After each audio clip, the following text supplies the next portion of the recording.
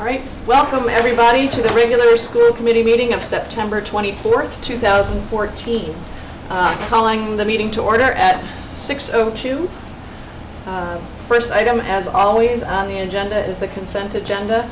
If there are no objections, we'll consider the warrants from September 26th, 2014, as well as the minutes from September 10th, 2014 as approved. I know that Lorraine did have a question on the minutes, so I don't know how that works if she's not here. Okay. Maybe when she gets here, we'll revisit that. So maybe we don't consider these approved quite yet. Superintendent's report? Sure. So, a couple of different things. We do have an honor roll forum scheduled, and it's going to be at our high school on September 30th. It's a Tuesday at 6:30. And so we've been getting some feedback, and small changes have been edited into the document, so it's still evolving. I've been appointed to a foundation formula study panel put forth by the House and the Senate. It's a joint committee of lots of different stakeholders across the Commonwealth, and it's the first panel convened to study the foundation formula, I'm told, since it came into being since 1993. So they've had many attempts to try to get one.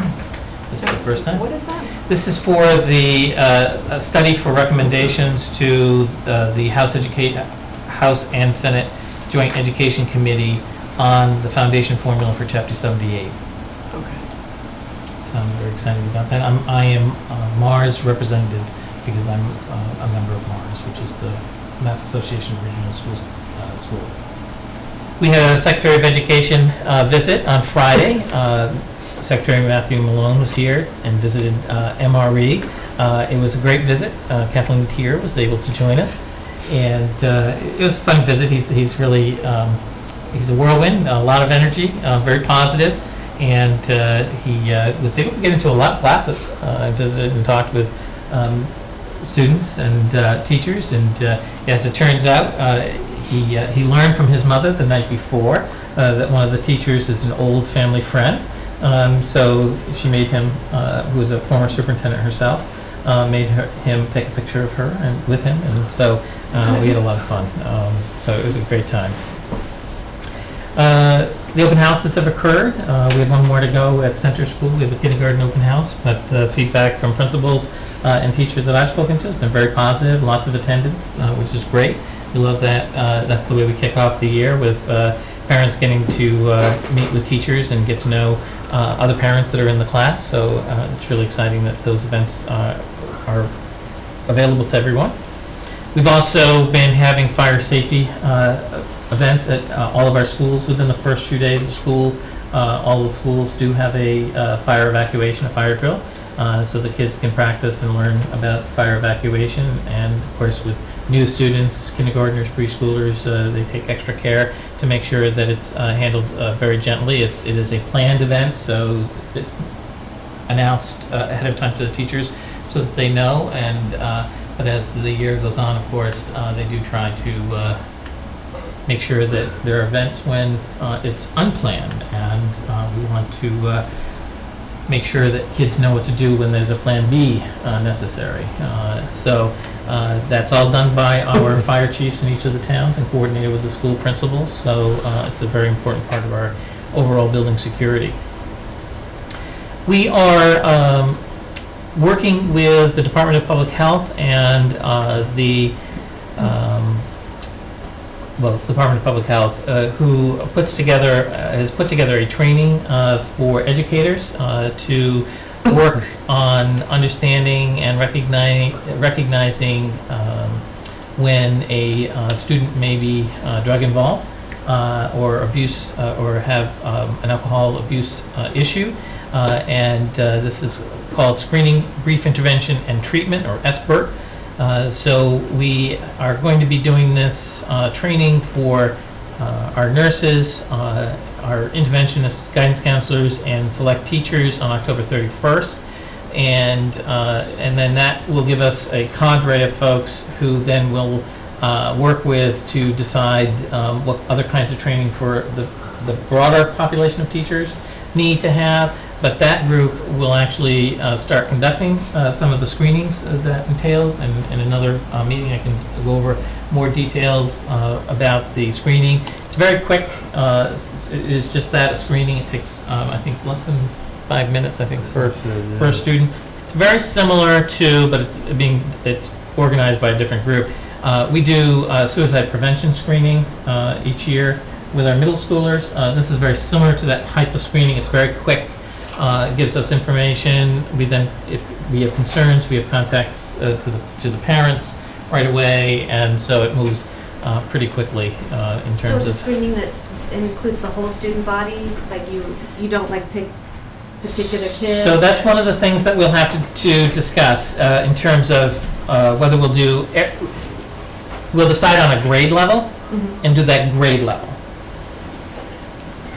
I think is the way that we'll do it. And then but this being our first year, maybe we'll do all grades 6 through 12, just so we have sort of a baseline. That's something that still has to be Teachers in talked those about. grades, is that what you're saying? It's the nurses, the guidance counselors, interventionists, and select teachers that will do the screening. Okay. And is that something that's going to be announced to the students? Yes. Like, we're going to screen you for drugs tomorrow? We'll do a letter to the parents. So, We'll do a letter. tonight. Right. So we'll do a letter to parents in advance, just as we do with the suicide prevention, and make them aware of how it's going to be handled and the process that's used. So, if you think about it, we do vision and hearing screening. Now we do suicide prevention screening, and now we'll do drug and alcohol use screening. So will it present as, in the week of blah, blah, blah, we'll be conducting this, not necessarily on Wednesday between 9 to 12? Correct. Correct. So, Right. don't do anything till after lunch. Exactly. Exactly. Yeah. Okay. Yeah. It's a visual screening, so there wouldn't be any Yeah. liquids exchanged. No, I just, visual, I'm Yes. just saying, if you're under the influence. There's people sway say- and- Right. Yeah. Right. So another activity that was in our schedule to do, we're going to be looking at specifically at our health curriculum at the middle school and high school level to again be taking stock of where we do drug and alcohol awareness lessons, stressors that might occur within that developmental age group, and looking at tolerance of differences for adolescents, and we've invited some students to meet with us as part of that from the Gays Create Alliance, and I need to probably explore some other groups that might have some insights in that, but it doesn't necessarily have to happen at this meeting, but just as a follow-up to their presentation that they did last spring. We held our substitute orientation today, although we had a very small, intimate group. We had about 11 people. It's great to have them here. They're an integral part of our ability to be able to do business. So we certainly look forward to working with them. We need to probably ask ourselves internally, why do we have such a small group come to the orientation this year? In past years, it's been around 45 to 50.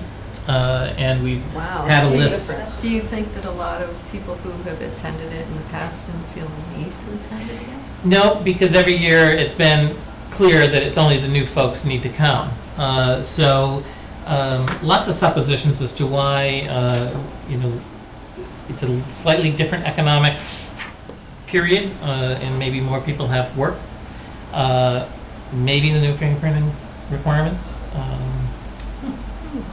Things of that sort, certainly rest on people's mind. Do we have enough returning substitutes to keep us So going? our list is rather brief. We have 54 substitutes on our list that are active, and I can't recall a day when we've had more than 30, 35 subs needed. So I think that's a good number. But we have to keep in mind that number also, a number of those substitutes work in other school systems as well. We're not their only ones. So it's tight. It's something to be aware of, and something we may need to have some activity around to make some decisions to actively seek more substitutes.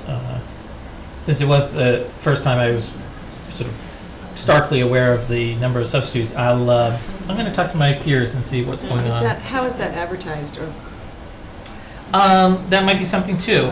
We generally just advertise it by word of mouth to the folks that have already applied or have sent interest to apply, and so we try to get them in to give them word of mouth. So that may be a part of it too, is to more broadly advertise the event.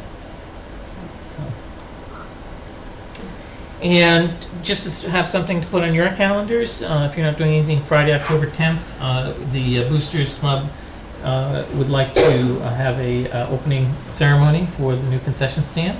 It has been open, and they've done, I think, a beautiful job outfitting the building and making it work, and had heard a lot of positive comments from different games that I've attended so far, both after school and on Friday night. So I think it's a great addition to our campus overall. So the last thing that I want to share, and now Lorraine is here, just one more member. I do have an update. The MCAS results have been released, and they are on the public website, and we will update the link on our website tomorrow. Overall, I think our students did very well. We have a lot of things to, I think, be pleased with. There's obviously places where we need to improve, and we want to look at that data and understand better why it is we performed the way we did. But as you know, the last couple of years, we've been looking at our high-risk population, and we've done a couple of different things in different places to start to address that. And I think we're beginning to see signs that it's working. I think we need a couple more years to see to make less tentative decisions, or to have more of a track record to say it's definitely working. But certainly one of the biggest highlights is Mary Rowlandson scored a 100 on their CPI for all students, which I think is a very challenging achievement. But not only did they achieve that, but they also achieved 100 for their high-risk students. And so that's a huge, huge accomplishment by the administration and faculty and staff at Mary Rowlandson, and I think it's a great compliment to their work. The high school actually had the greatest increase of points for 8 points, from 78 to 86 on theirs. Again, it's 1 year, so we'll take our applause, but we'll need to see if there's something that's been entrenched now that we'll see a track record of this being sustained over time. And one of the things that I think that I emphasize with our teachers and our administrators, while we like to see yearly improvement, it's not necessarily something where it's going to be yearly improvement. The best thing is we want to see a track record of consistency. That is that because this is an assessment of our teachers able to deliver a curriculum on an annual basis to different children, and still, because it's relatively the same broad population of kids, we want to see it delivered with getting the same relative results. So 1 year you don't want 100% advance, and the next year only 25% advance. You want relatively the same percentage, and you want them across the board, in good measure where they are. So I've highlighted where we are for our proficient and advanced students, and as far as a track record, we are in good company with previous years. There are a couple of places where I'm certainly have to dig deeper, and we'll have a deeper analysis for you a little bit later in the year as we unpack these results. The first chart that I gave you, it's in your packet. It's called Neshoba Academically Strong. So I highlight a few communities that border us, and I highlight the communities that have a score that is statistically different than ours, greater, better performing. And it's all over the map. There isn't necessarily a pattern in the communities in terms of whether or not they are stronger than us or performing less than us. But what is interesting is, for example, on 4th grade ELA and math, We definitely have some questions to answer, to ask and answer about how we are performing and why we are performing the way we are. What's interesting is this is a relative improvement for us. When I look at the next chart with you, I'll show you that it's a relative improvement for us. So the good news is I think we're going in the right direction with our 4th grade, but we still have some work that we need to do. Overall, though, we're consistent. I think we have some places that we are very strong. Grade 6 ELA is a place where we're strong. I think we're strong in grade 6 math, grade 7 math, grade 8 ELA in math, and grade 10 ELA math, and overall in science and technology and engineering as well. So we progress nicely up the grades. There are still places, though, that, for example, our 8th grade science, technology, engineering, what's going on there, what's happening that in terms of our curriculum that we need to take a look at. So those are percent of children who are proficient or advanced. And just continuing that, I give you a little more historical perspective about just our district.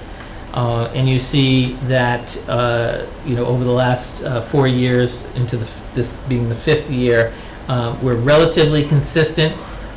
You'd look for a percent change of about 6% to be really significant, up or down, and we're within that range with all of the scores over the course of time, except for grade 4. We have had really a nice incline and an increase in performance overall.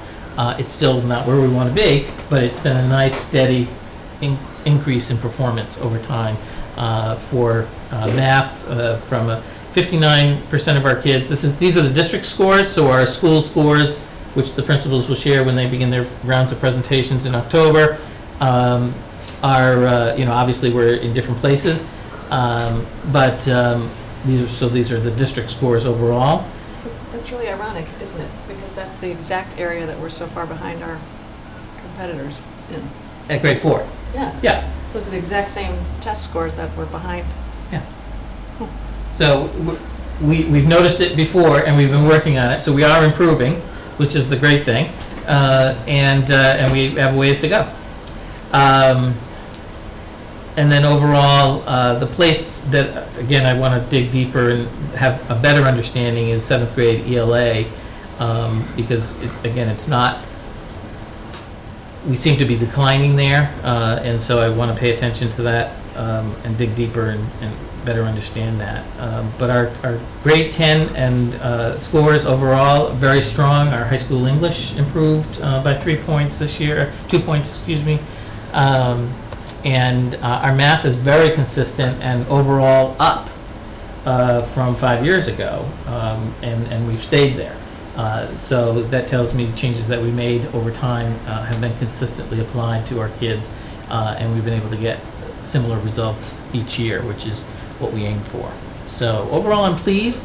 We have our work cut out for us, but that's what we do. And happy to answer any questions. We'll have the link up there. The state, I think, does a nice job with their reporting of the data.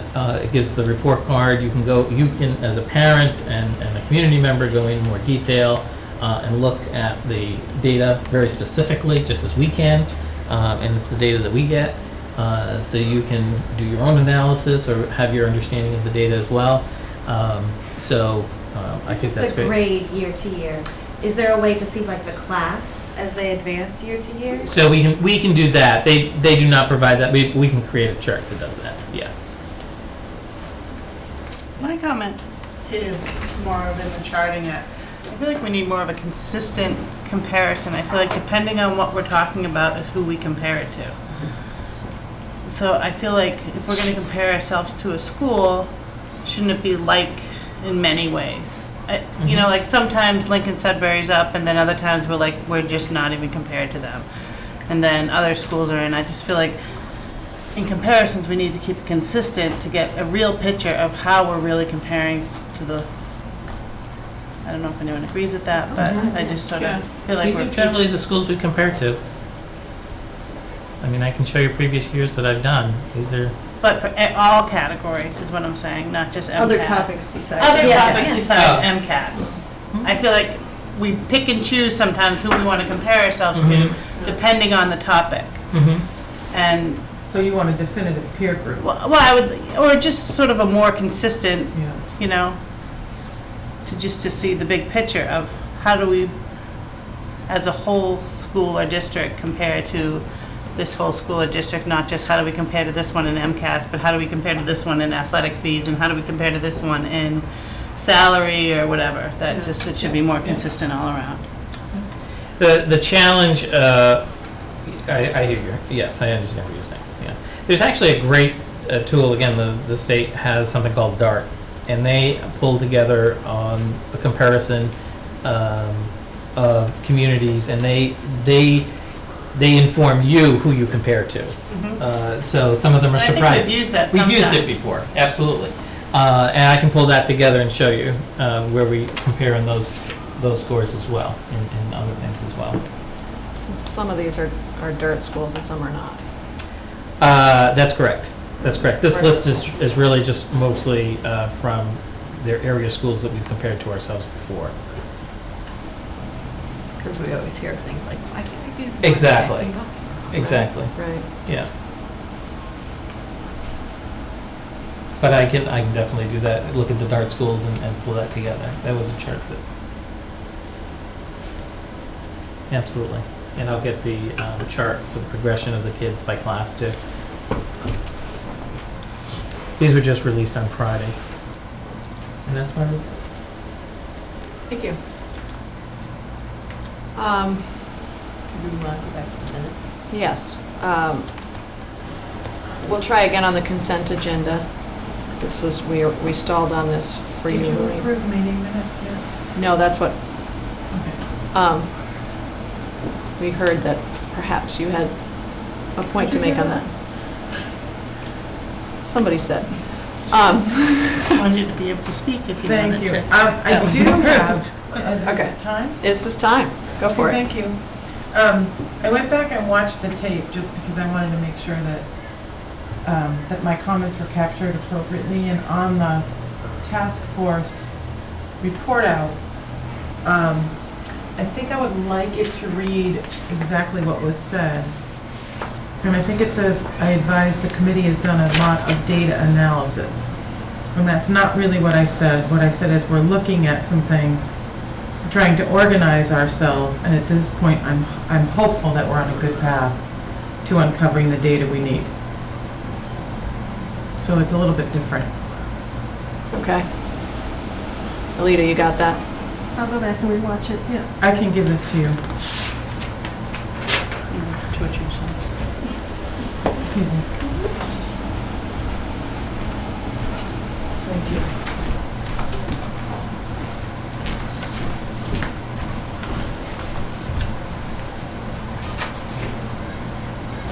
Does anyone else have any comments or suggestions? Is that it, Lorraine? for you? Yes, Okay. thank you. Okay. Then, given that change, the assumption we'll make is that everything else is approved. Again, that's the warrants for September 26, 2014, and the minutes for September 10th, 2014. Okay, great, thank you. What happened to the meeting minutes from, that we discussed last week from before the session ended in the summer? Were we supposed to review those again? Before we voted? Because I don't think we voted on those. I don't know. Do you know, Alita? They were voted as amended, and then Lorraine approved the amendment, her amendment. Right? This is from June? Yeah. So the June 17th. Yeah, we did minutes. it we did it at the last meeting. Yes. Yeah. And I approved, we Yeah, it changed was it, and I late. approved Right. it, Right, I'm drawing right in the blank. meeting. right. Yeah, that was late. I got totally blanked that. Okay. Is there something else, Lynn? No, I just had to read them before they, I don't like approve this amendment. I'm sure Alita could get them for you if you want to look at them. They're already online. They're on their record now. Moving along to subcommittee reports, our high school representative, Talia, take it away. So Neshoba has had a great first month of school. The student council is holding freshman class officer elections this week and preparing for homecoming. Homecoming week will kick off with neon dance on Friday, October 3rd from 6 to 10, followed by a week of spirit activities during the week. Stuco will also host a drive-in movie night on the turf in the football field from 5 to 9:30 on Wednesday, October 8th. The movie will be The Sandlot. The homecoming football game is on Friday, October 10th, kickoff at 7 o'clock. Students from the Good Young movement have been writing kind messages in chalk in the courtyard to counteract the messages on Yik Yak. Mrs. Hoover will be representing Neshoba at the Massachusetts Association of Student Council's President's Dinner, along with President Alexis Shamsi and Vice President Danielle Kennan tomorrow from the Student Council. And the Executive Board will be attending training at Officer Shop at Holy Cross College on Friday, October 17th. Student Council will also be doing a few service projects in October. One is helping to celebrate the wedding of our past advisor, Steve Kendall, on October 4th and parking cars at the Colonial Fair at the West Side Inn in Sudbury on September 27th. In sports news, the field hockey team is off to a great start with a 6-1 record. Tonight, the team is hosting Wachusett at their Play for Michelle game to support one of their teammates who is battling cancer. The boys and girls cross-country teams are 2-1 and doing well. The teams host Hudson next Tuesday at Bower Springs. The golf team has improved to 4-4. The team has a match at Stowe Acres tomorrow versus Hudson. The football team is 1-1 and coming off a tough 24-21 loss last week. Neshoba hosts Wachusett this Friday night at 7 p.m. at home. The boys soccer team is off to a tough start with a very difficult schedule. The team is improving each game as they are still looking for their first win of the season. The girls soccer team has improved to 3-2-1. The soccer teams will travel to Algonquin on Saturday night for a league matchup. The volleyball team started the season at 0-3 with some tough mid-watch A matchups, but has now won 4 in a row to improve to 4-3. The team traveled to Ayer Shirley this afternoon. The Fine Arts Department will continue to run the Mural Team Club after school on Monday and Tuesday afternoons. As a collaborative group of artists, they've designed several murals that illustrate the core values of Neshoba Regional High School. This year, their goal is to finish painting 2 of 5 murals in the hallways of Neshoba. National Honor Society is beginning their annual project. This year, they are raising money to sponsor local families to go to Camp Sunshine. The GSA has 4 students who are attending the school committee's health curriculum committee: Hannah Mackey, Mary Mackey, Rockville Guerin, and Danny Nagel.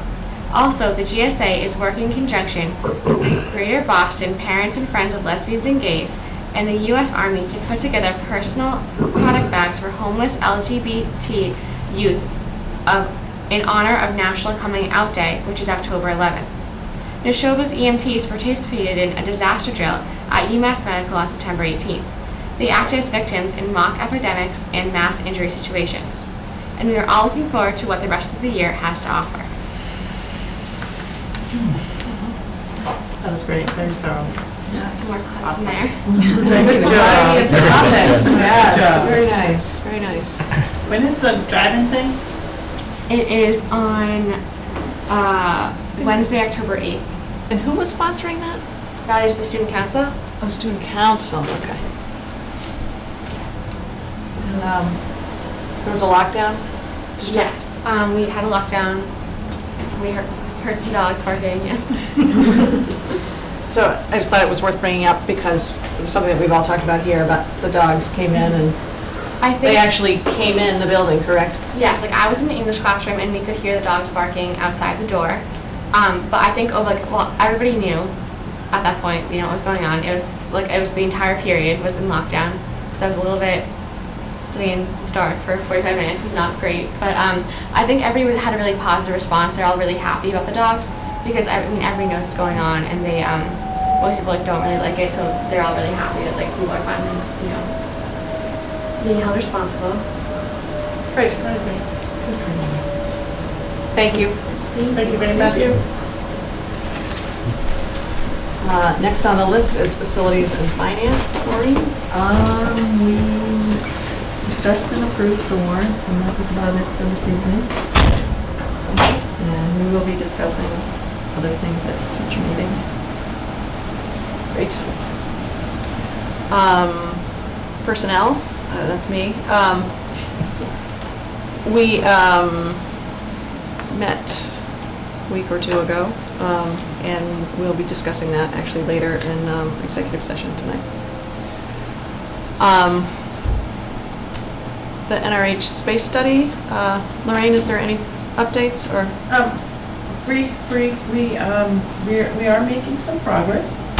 A small group of us met with Michael in between the two larger meetings and asked to have certain types of data collected, and we did make some progress in the next meeting towards that.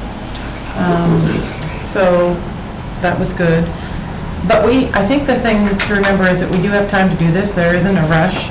But if you guys have questions for the committee that I can take back, I would be happy to do that. So if you have any specific questions, you can either ask me now or send me emails, because I want to make sure that you folks are aware of what's happening. And I'm not certain that this is going to give you, I'm not even sure I have it all, but, you know, we could take it back and ask some questions.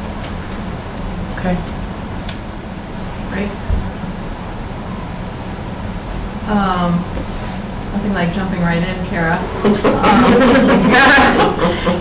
But you happen to be up next, if you're ready. For a little sign into my computer. brief update on what the policy subcommittee has been up to. I think it's kind of obvious because it's coming up next on the agenda, but We went over 5 policies, right? 1, 2, 3, 4, 5, 6, actually. And are they all the first reading? They're all first reading. Yeah, so,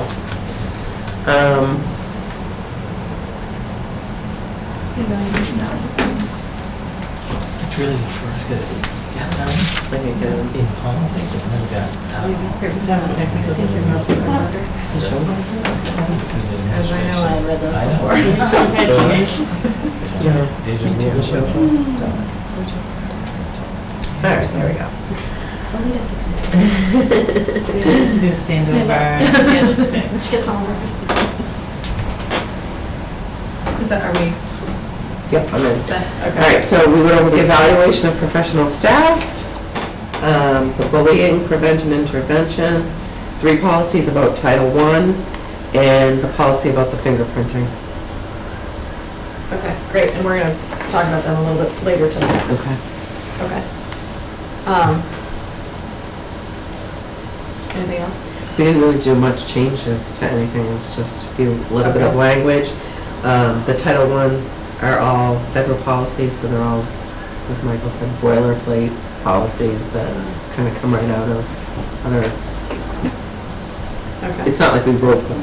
We kind of just good, because they're poorly written. Yes, they're very, and hard to understand, Yeah, I and somewhat dry. Glad to hear we weren't responsible. No, nothing to do with that. But it's the first reading, so. Okay, and then, well, we'll talk about them shortly. Lynn, do you have any update on? I didn't go. Did you go? I was not able to go, but they did meet.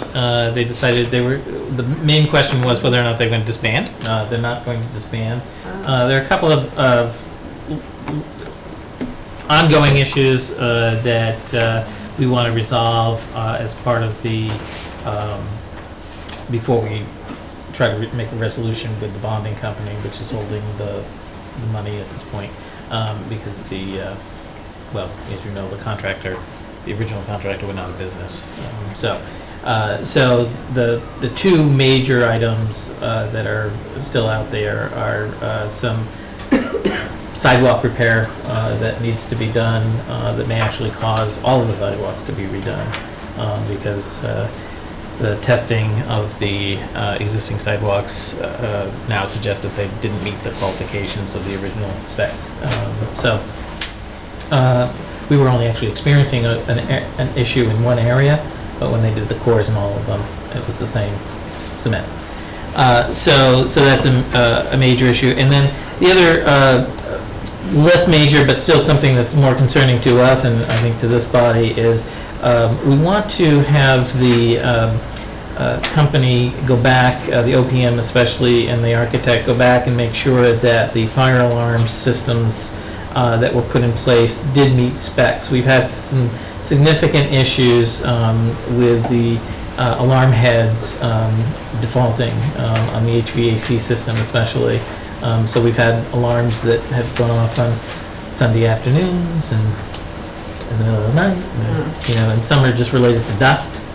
No issues have ever been found, and so we want to take a look at that. And why it's concerning to us, we're actually been the ones to promote this, is because they're past warranty, and so we want to make sure that that's just not coincidence, and that we're not just picking up the maintenance on something that's going to be an ongoing issue for the life of the school.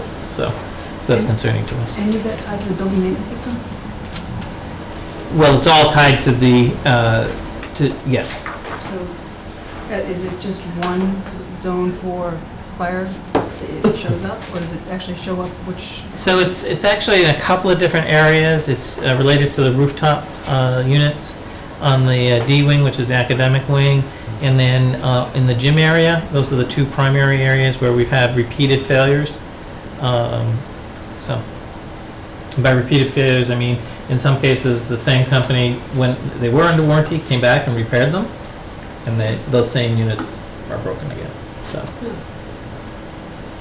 So earlier, when you were talking about a group potentially disbanding, that would be the building committee? ESBC, the building committee, correct. And they would hand over the end responsibility to the town administrator.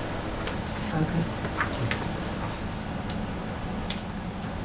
Was Glenn there? I don't know.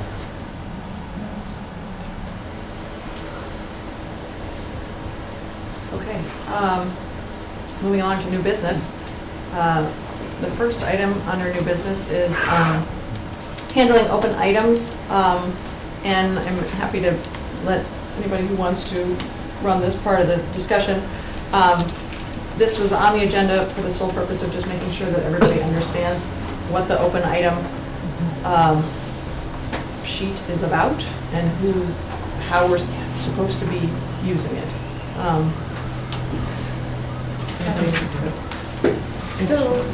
So we just came up with this idea. I don't know if it'll work, but we came up with it last year to, when people ask for something, or like there's an open item, that we don't just say it and it gets, just not tracked. So I offered to write them on a spreadsheet that's shared. So I'm not like the author, I'm just the secretary helping Alita with other things, just to put it in here.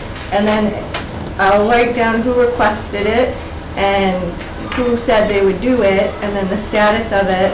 And then, when somebody does something, they can go in and close it, or maybe every couple months we can review it and just go down the list and close them all. Just so we had something. Is there something on here now that's relevant? Yeah. That we can actually talk about? Well, what I did was I took last year's stuff and I put them in there, but it was just my interpretation of it. So I wanted to know if we could just run through it in 10 minutes and people can say, oh, that's already closed, or oh, I don't know what you were talking about. Absolutely. And could that be just a regular weekly, every time we sit down? I don't know if that's necessary, because things might last for months, so I don't know if it's worthwhile doing it every time. And how do we find this? Alita's good at finding it. She can help me. So you go into Google. You have to be in Google Mail, but you have to be in under your NRSD Google, not if you have a Gmail. Not your Gmail account, your NRSD. And if you don't know your password, I'll have to have somebody reset it tomorrow. Okay. Is the link on the website? Alita?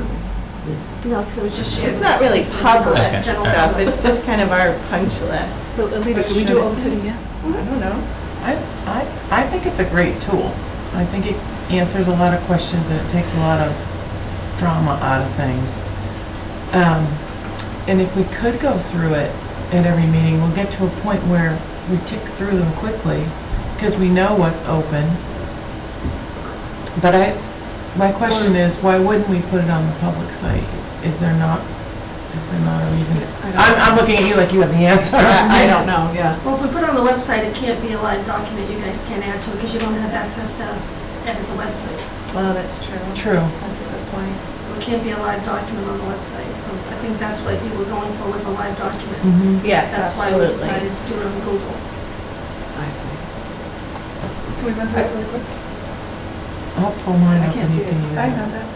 So do teachers need more time to do Atlas Rubicon, and is it scheduled, can we schedule some time? And that came up during our NEASC review, and I didn't write anything like owner or date or anything. It was just It was just, open it question. was, yeah, and everybody said, yeah, we really want that. So do we want to keep this on our open items list? Is this something we want to follow up on, or? Is that a goal to get the Rubicon done? It is part of that their, part of the 5-year plan? it's scheduled as part of the 5-year, it's scheduled this year. They have really all of the, all but I think 2 sessions of early release are scheduled for work on unit development. So is that complete then, if No. two time, well, I don't think we need to track the Atlas Rubicon is done. It was, the question was, brought up was, do teachers have any allocated time, because they didn't. And that was a concern. Well, I guess, Because I don't want a goal track here, that isn't what this is. This is just an open item, somebody saying, hey, can we follow up on this, and then doing it. but that just raises a question of, you say it's on the 5-year plan Mhm. and to be completed this year? So if we went to the Well, 5-year plan, we'd see it? It started this year, writing curriculum is an ongoing process, so they were being trained, and they're writing a model unit this year. And they're being given time to get used to the software, and which I think was the bigger question and bigger concern we had.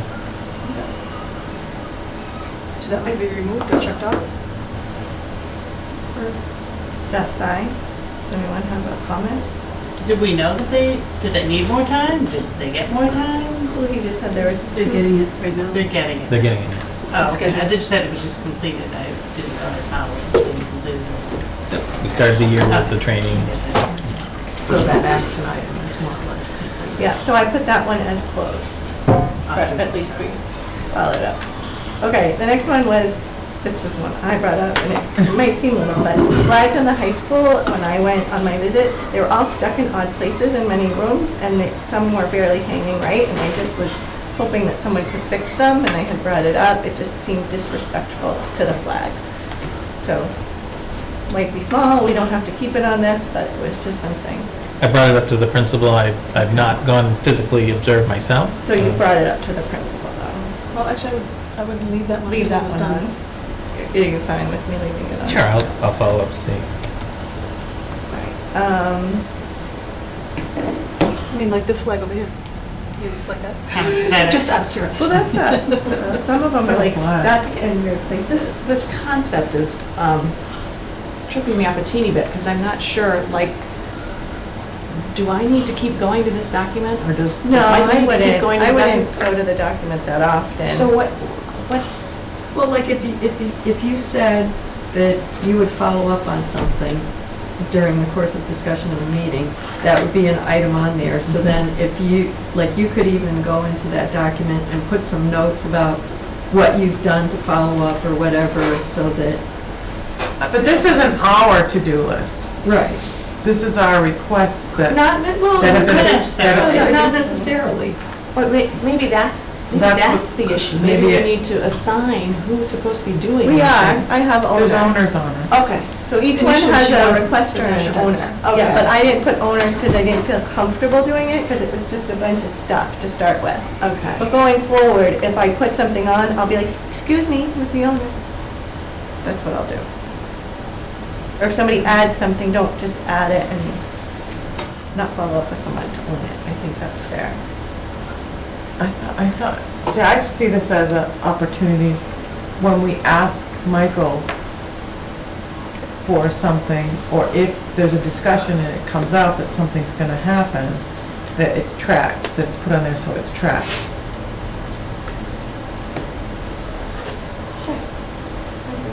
Okay. I would just ask that it be a consensus. I don't think it needs to be a formal vote, but it be a consensus of, because Right. otherwise it's going to be Too big. eight different people saying, having individual wants and Right, desires. I mean, I think that's confusing, Yeah. not only for whoever owns it, which sounds like frequently that will be Michael. Right. um, So you don't know. But for those of us that, I mean, I don't think I'm gonna be going in and saying, every time you want something done, I'm gonna Oh, I write a wouldn't do document. that. I think it's Okay. it's just stuff out of a meeting. I don't think people should just go in and add 10 items. No, Yes. that's why we should review it and get stuff out Right, there. which is why I think it should be a live document, because I think it should get updated during the meeting and then it get fixed, and that way nobody can add to it until the That's next fine, meeting. Right. Yeah. We only add to it in a public. In a public Yeah. meeting. That makes me feel better, Yeah. because Yeah. I worried that things are gonna, they're gonna put on the list and I'm not gonna know about them, they're saying, how come you didn't do this? Right. Because I didn't know about it. Why did you read it? We were trying to take that off the leader, so it didn't burn on the leader, now you put it back on the leader. No, I can do it still. I don't. If it's open? You're already doing so much. It's on our website. I'll take care of that part even. I don't mind doing it. Okay, the next one is update website so that folks can donate to our school right on the website, and that was Kara's idea, and I put it on. That's happened, right? And I Happened. think that's done, so that's closed. Okay, Checking stuff the next out. one. The name list. This is good. We should- It does feel good. Middle school grading. There is an effort to align the grades. Can we have a follow-up meeting? Because there's talk to align the specials. I don't even know what that really means. But that's what I We wrote. will be having a presentation in October because we'll Okay, be there we launching go. anyway. So there's a presentation planned. For October.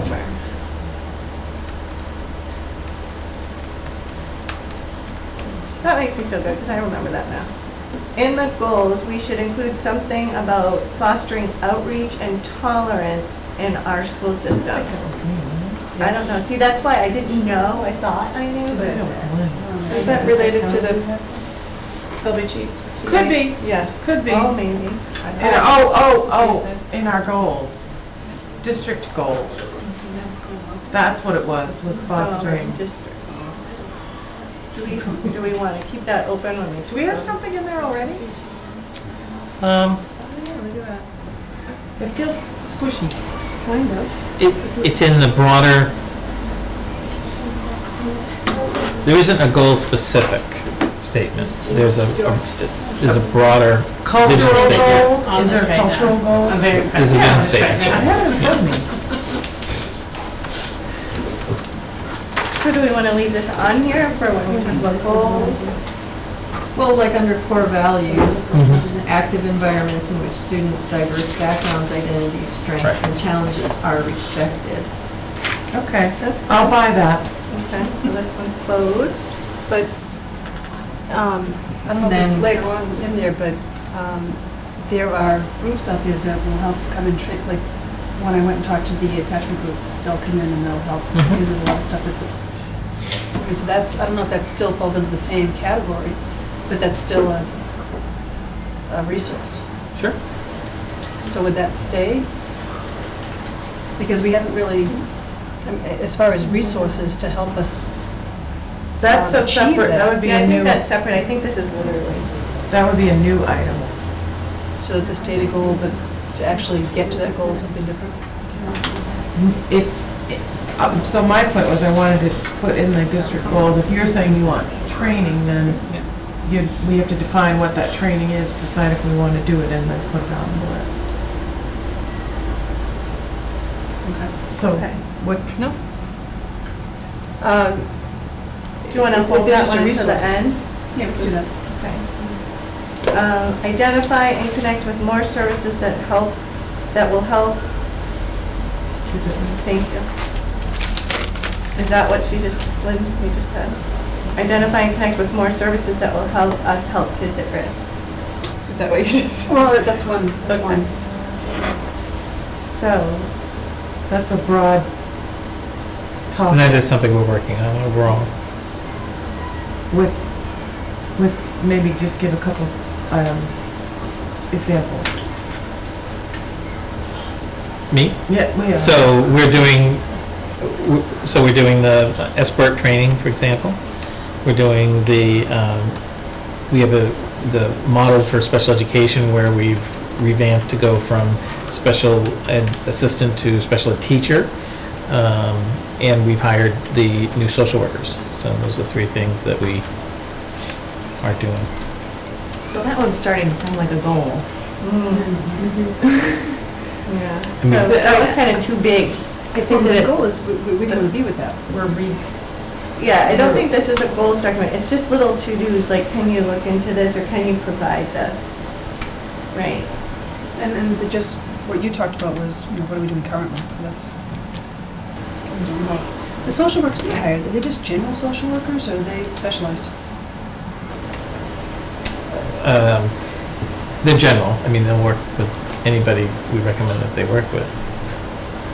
So there was no specific reason for hiring them, they're just social workers. Well, to work with our at-risk population. That was the whole idea. So can we not bog on that one topic? Can we just go through them and just go through and then we'll just hammer them up quick and then if there's other. And then administer the survey at conferences and have computers. Can we- That was me. That was. That was a good idea. It really was though. If you don't say so yourself. Michael, is that something we can set up this year? For our spring conferences, I don't know that we're going to be meeting at policy, and our next meeting we'll be starting the conversation about the surveys. So, Okay, so I'll leave it in for spring conferences because I think we all thought it was a good idea. Although, yeah, it was mentioned at the last meeting. Yes, Yes, yeah, it's been yeah, and that's fine, so that's fine, like, a lot of Most of these, I them think do. will just get gray until they Yeah. just come up, mhm. and we get them done.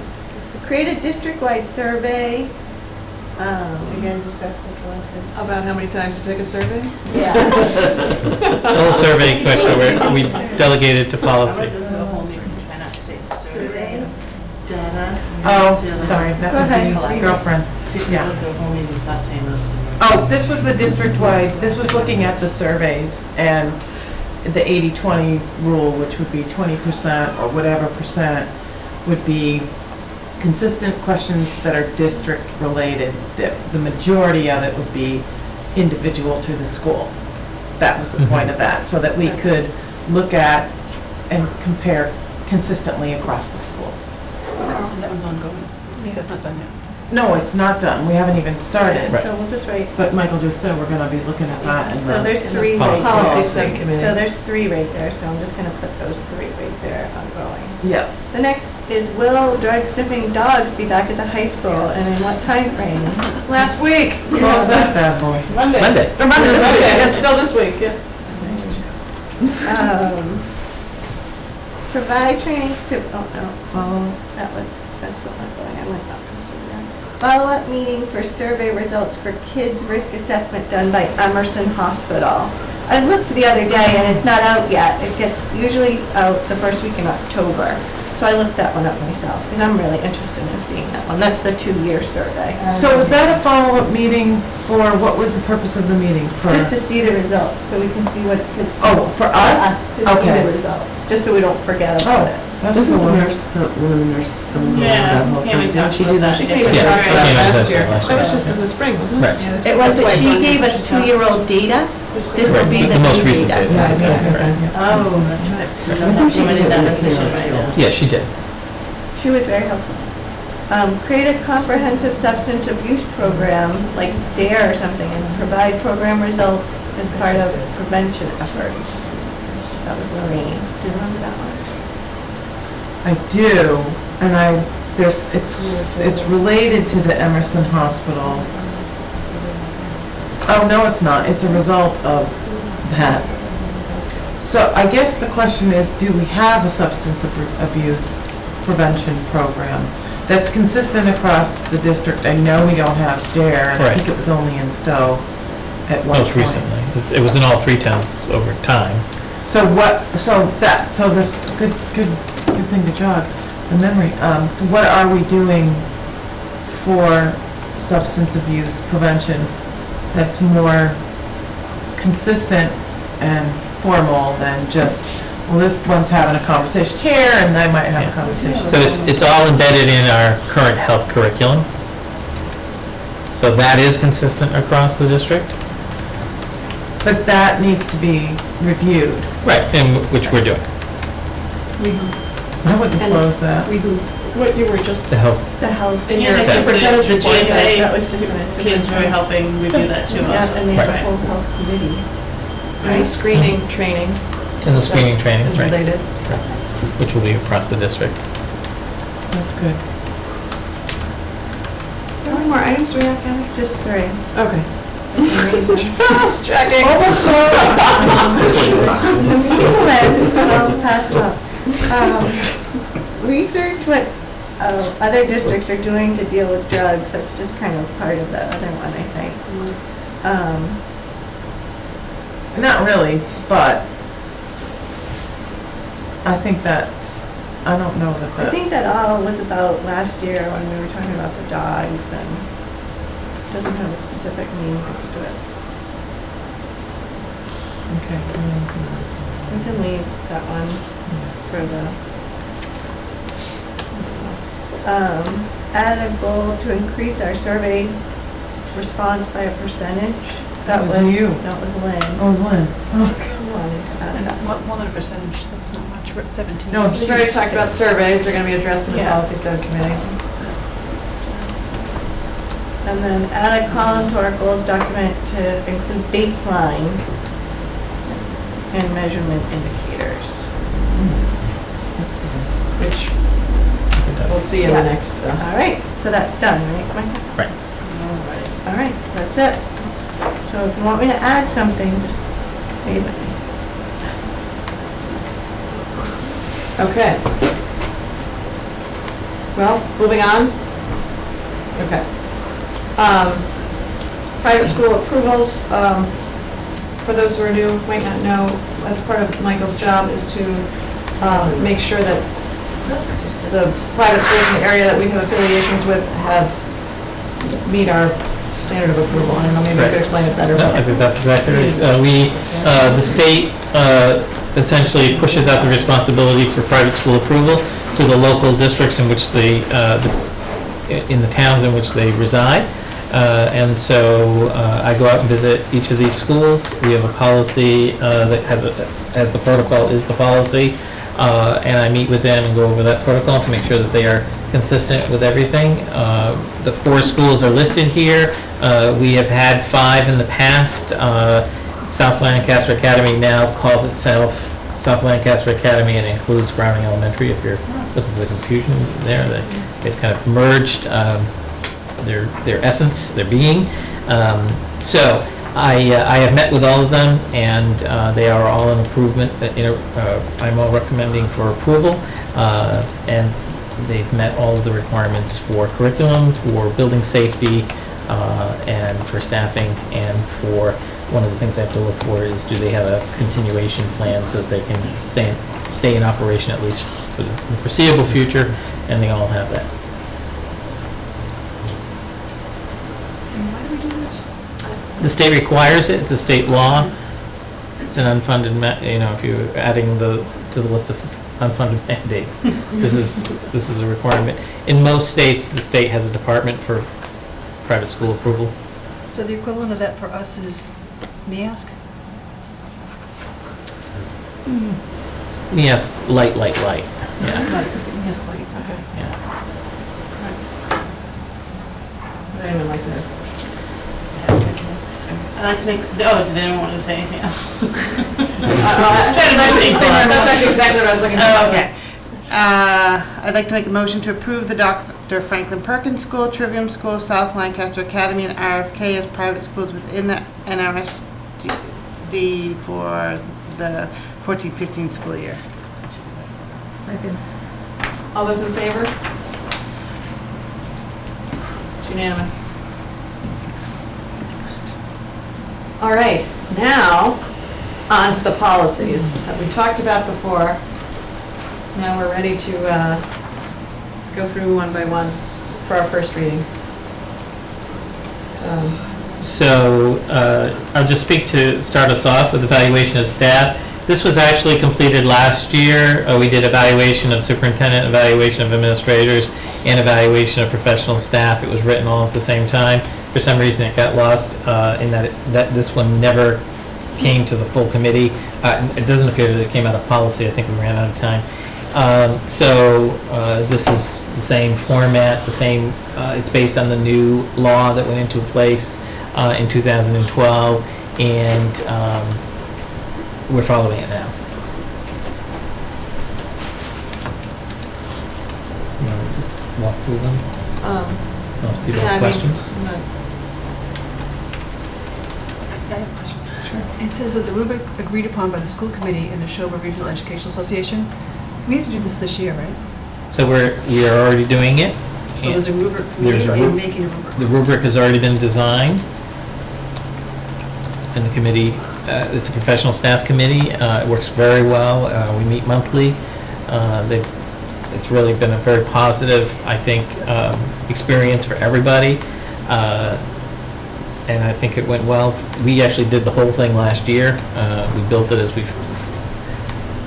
flew it as we built the airplane, and but it went very, very well. This year is really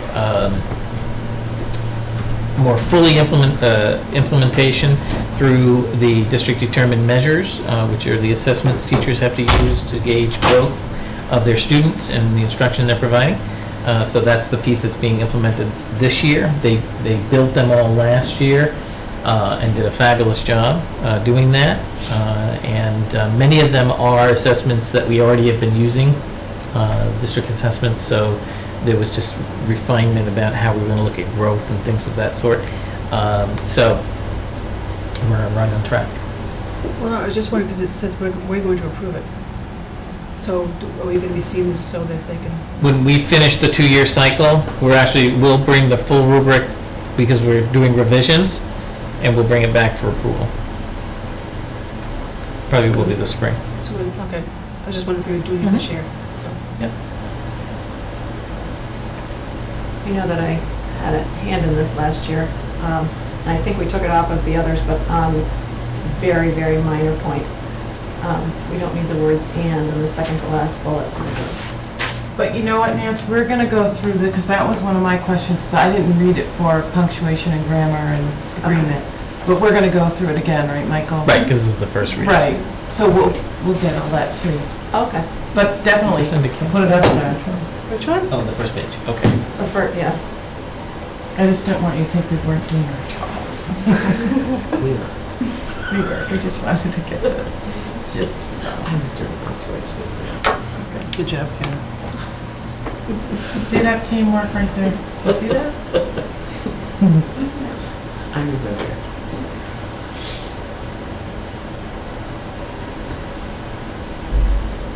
So, just to clarify, we're supposed to be reading this if we haven't already, making sure that it's up to snuff. This is the first reading. It'll come by us one more time.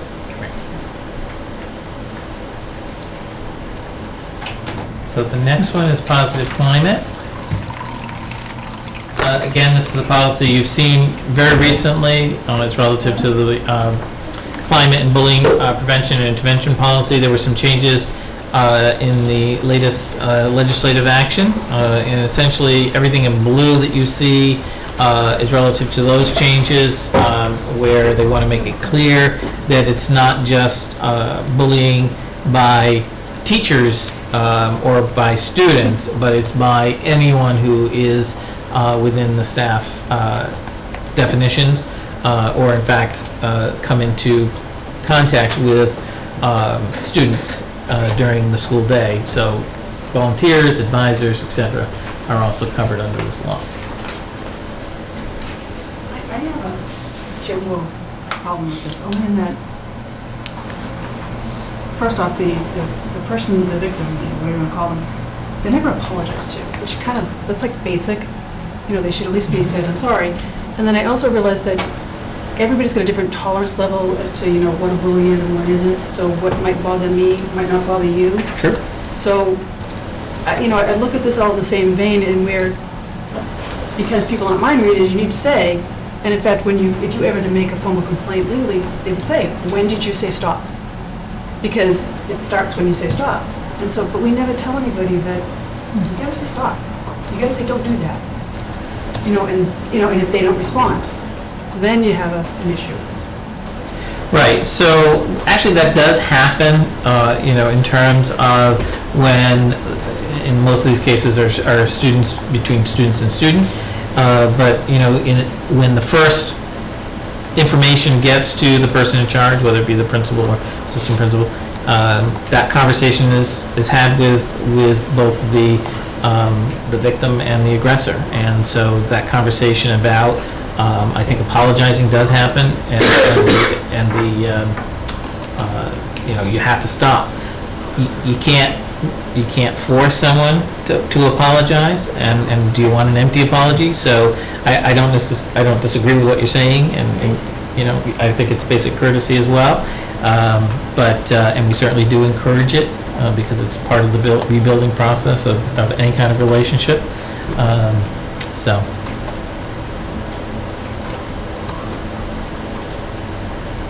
I do have a question. When it comes to all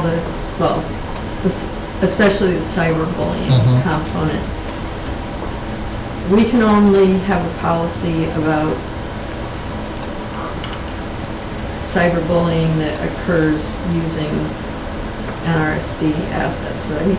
Or can, I guess my question is, because at least the first time I read this, it came across as, you can't go on Facebook at the high school during study and say nasty things about somebody, but how much control and how do we control what they do in their spare time in their own bedroom, right, in terms of,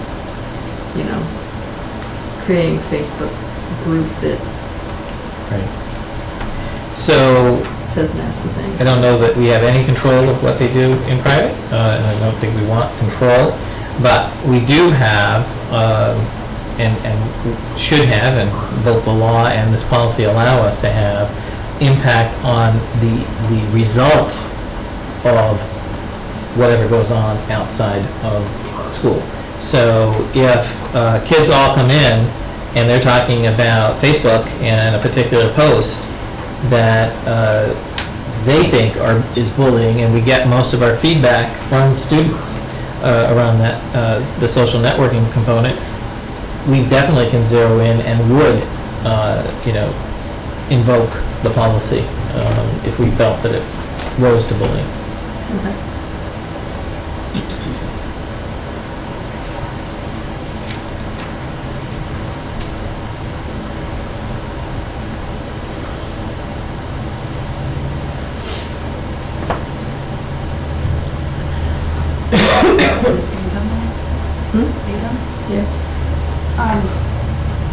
As far as this, if we wanted somewhere in there, the policy to have some training to the kids, no matter what age, that, they let it be known that you need to say stop. And you can say stop, you're empowered, you can say that. And I think a lot of kids don't understand that. So is there any kind of training for the kids? Is that in the policy, or is that something in our health curriculum thing that we would add? I think it's a great thing, and also, a basic thing of cyber, but don't look. Yeah. Delete the account. It sounds basic, but, Right, and empowers them. Right. So we definitely around the cyberbullying, that's done, and there are conversations about what to do and training that's done by our ITS to the students. And all of the kids through K through 8, I would say, through our responsive classroom and developmental design, have lessons built into those times that they have morning meeting or advisories where they go over bullying and how to handle, they do role playing, they do activities to be taught how to address bullies. And we almost always do some type of inside type of, bring inside, some type of outside presenter. Like yesterday at Hale, we had, in Burbank, we had Mark in for grades, Massachusetts Aggression Reduction Center for 7th and 8th grade. You know, last year we did a Finding Kind thing at Hale, and, you know, things like that. Last year, they read the book Wonder. Right. Just And to answer again- your question, Lynn, though, I can say with kids, young kids right now actually in the school, they actually do say to each other when, you know, my youngest is eating macaroni and cheese off of my middle child, you know, she will say to him, "Stop, this feels like bullying."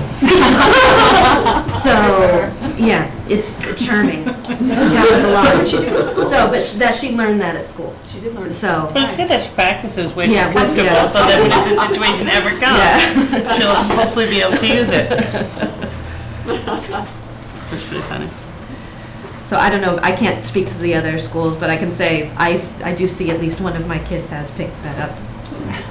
We have a program called Second Step, and many of the lessons within Second Step, which is a K through 5 program, have the relational issues addressed through lessons. It's, you know, things like that aren't just about bullying. They're about, in general, you know, how do you make sure you stay respected, and it's by making sure people know what you're willing to accept. How long has that been going on? Second Step has actually been around for about 5 years in total. And it's all 3 districts? That's All K three through towns 5, and not districts? all 3 towns. Okay. And then the development of a prevention and intervention plan, is that individual or is that overall plan? That's an overall plan. How is that doing?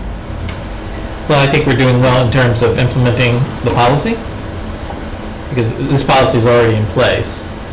So is that different than, because it's a prevention intervention plan, is that different than the policy? Or is that the policy? Yes, that's administratively, how do we implement the plan?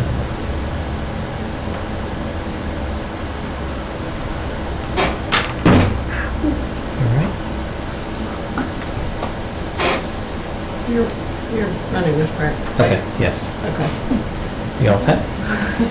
I am. All right. So next one is... So our next 3 are brand new policies. I do apologize, they are boilerplate. They are from the federal government for our Title I program. They're required policies. We did have a review of our Title I program last spring, and this was highlighted that we needed to update our policies. We had one of them, the evaluation. We had the practices, but we didn't have the written policies. So, so these are 3 recommended policies. Can you just summarize for Sure. everybody what So, Title I programs Title I services are, we apply annually. It's a federal entitlement grant that provides us with money for providing literacy services and math services to our schools that have the most low-income students. So that's where we get the data to apply for the grant. But once you have the money, you can provide the services to anybody within that school. And we actually then model the requirements for participation in the program for reading, literacy, and mathematics across the district. So one of the policies is the evaluation of the program and how it's working and its effectiveness. Another one is what they call a supplant or supplement policy, supplement or supplant policy. So essentially there, we are provided the resources. Title I expects you to also make sure that those aren't the only resources you're giving to that school. So we have to provide what we provide everywhere else in the district for literacy specialists, and then these resources add to it. Because the thought is, if this is where you have the greatest need, you also have the greatest need for the staff or whatever plan you're going to use the money for. And last but not least, so family engagement is a requirement of the program. If you are invited into the program because of your eligibility because of literacy performance or math performance, they really stress parent involvement. But in terms of things like the things they do under family engagement for parents would be, trying to look at how to, making math fun at home, how to have reading opportunities at home, not just through reading, sitting down and reading with your children, but, talking with your children on, through a story as you ride in the car, different activities like that. And they coincide generally with events that already happened. So they coincide with open house, they coincide with MRE does a big literacy night. So they're not. They try not to make it known who's getting Title I services, for example. So those are the three policies. Questions?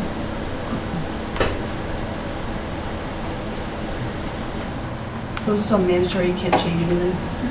I think we can change. We can certainly change the wording. We just can't change the intent of the wording. So is that verbatim? Did we take that verbatim from? These policies were pretty much verbatim. We made a few very minor changes.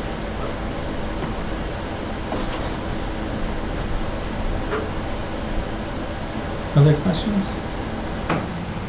Last but not least, it's the criminal history record information checks, our CORI policy. And this was updated to include information regarding fingerprinting. And so the changes that you see in here, because we've always done CORIs, has that included. Fingerprinting allows us to have a national informational database about personnel, volunteers that work and congregate in our schools.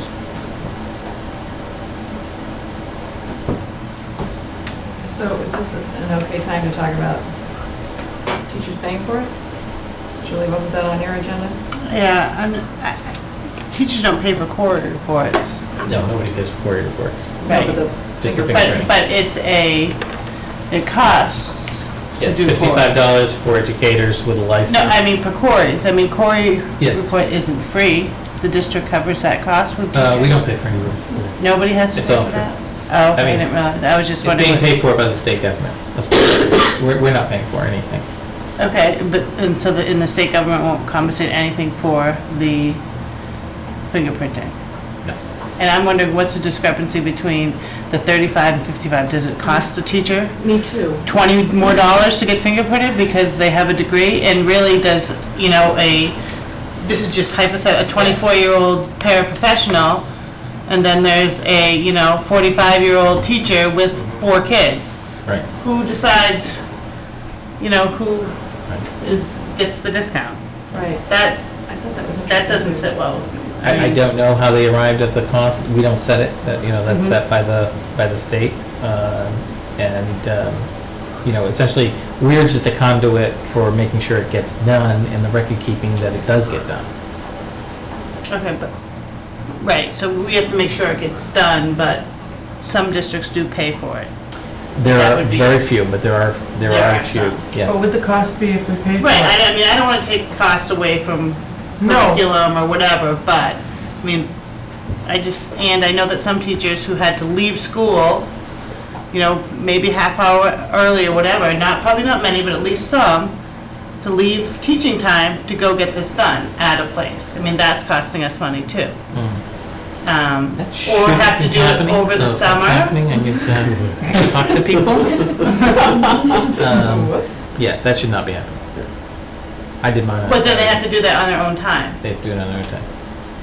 It's a condition of licensing. We don't Right. put it on there. The state puts it on there. It's like when you go to the registry for your driver's license, they make you prove So it. it's a part Oh, of when I your get teaching my nursing license. license. Same thing, Right, right. right, getting You have to pay for it, right. Exactly. Right, I mean, It's a condition- professional Stuff on my own responsibility. time. It's a condition of licensing. Okay. The states Yeah. decide. It's I- tax-free. I share your concern about volunteers, for example, that need to get fingerprinted. I think there's it's extraordinary to be asking volunteers But to be does it say here fingerprinted. that they don't need to? No, they do, they do need to. We may have to. We're making a distinction between supervised and unsupervised volunteers. So your general classroom volunteer, who's always in a classroom, Right, supervised, someone else. would not need one. But someone, for example, who's going on Nature's Classroom, they would need one, because they're going to have unfettered access to kids at times that they're not going to be supervised. I think it's a great thing to do, because the Corey, I mean, you can be a fabulous person in Massachusetts, but not so much in New Hampshire. Exactly. And so, I mean, I just, and really the 55 and 35, I mean, that just seems like really it's costing someone $20 more because you have a higher degree. You probably have a heck of a lot more loans too. I'm thinking they that's think not there's our fault. an economic difference, that, you know, the folks with the educator's license are making more money. Making more money, that's what I And so said. Right. they somehow figured out what the That's- cost was. Too. Right. That's nothing we, That's right, it's universal across the state what the costs are. We're all going to the same places. But am I reading this right? Volunteers don't have to get fingerprinted, but they do have to get quarried. I thought it sounded like that. So, we're making the distinction that if you have unfettered access, so we, for example, if you are a volunteer coach, and you're never going to be alone with kids, then you're not going to need it. But if you're going to have, if the arrangement is that that person is going to be taking kids over to another field or another basketball court, then we're going to make you go get fingerprinted. As I read this, I mean, your last sentence says, school volunteers and subcontractors, laborers who may have direct and unmonitored contact with children must continue to submit a state query check. But up here, it's just anyone that's hired by the school committee. So it sounds like they don't have to be fingerprinted. To make that more clear then. Yeah, I think the reading does make it seem like they don't have. Mm-hmm. Which I mean, have we got a problem with volunteers? Well, We don't want to. We don't Yeah, want we don't want to. anybody, you know, but. Well, I mean, you could say someone's unmonitored, but, you know, you'll be in a classroom and you'll That's- be asked to I- walk a kid down the hall to go to the bathroom. No, it's And I don't want to be coaches too. suspicious of everyone, but the reality is, So for the policy subcommittee, somebody's making note that that needs to be clarified. yeah, it's not clear. Oh, don't clarify their policy. School volunteers and officers who may have direct and unmonitored contact with children must continue to submit a state forward.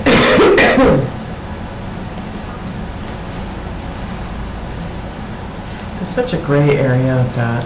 It is, It is. It's just, oh. but unfortunately, So how long is the fingerprint good for? Fingerprinted. Sorry. Police station. No, they no, have, you have to go to- they have a private company Oh, they do? doing it. Do we have someone come here to do it? We do, Like- we actually are Oh, going to yeah, have, on okay. November 3rd, we have somebody coming. Oh, that's That's excellent. good, Yeah. yeah, that makes it good. How long is this good for? Life. Really? You only have one. Life, You can't change them. life with your district. So if you change jobs, it's life with your district. So if you change jobs, Yep. that district may require you to become fingerprinted So it again. doesn't go with you? And you can request information, it said in here, so up to 3 years, no less than 3 years, right? So the query's all done for them? It's just, I would think so. The query is done through our office. They fill out paperwork, we submit it, we They still take have care to of do it. the query. They still have to do the query. They have to do that every 3 years. So they do the query and the fingerprint, so the fingerprinting doesn't, The query is every 3 Right, years. the query. Fingerprinting is for life as long as you stay with your district that you did it originally. the life, When is this in effect? When is it in effect? It's technically in effect now, so for anybody who was newly hired this school I'm year, just talking about volunteers, like, if I do the lip sync at Mary Rollinson, I would have had to have been fingerprinted. I don't do it anymore, but I am with 150 kids. so for volunteers, it'll be in effect when we pass the policy. Okay, so not yet. But new hires, it had to be in effect. and you're gonna make the volunteers pay for that? Well, I mean, we need to have your input on that part. There's another gray area though. And then how do you, Discussion for right now, or We someday? can do it at the policy committee and have a recommendation back out. I That think would be the good. most a appropriate lot to place. ask for I think we need to move on. yeah. You guys will drum that up and bring it back and see what keep them all. Yeah.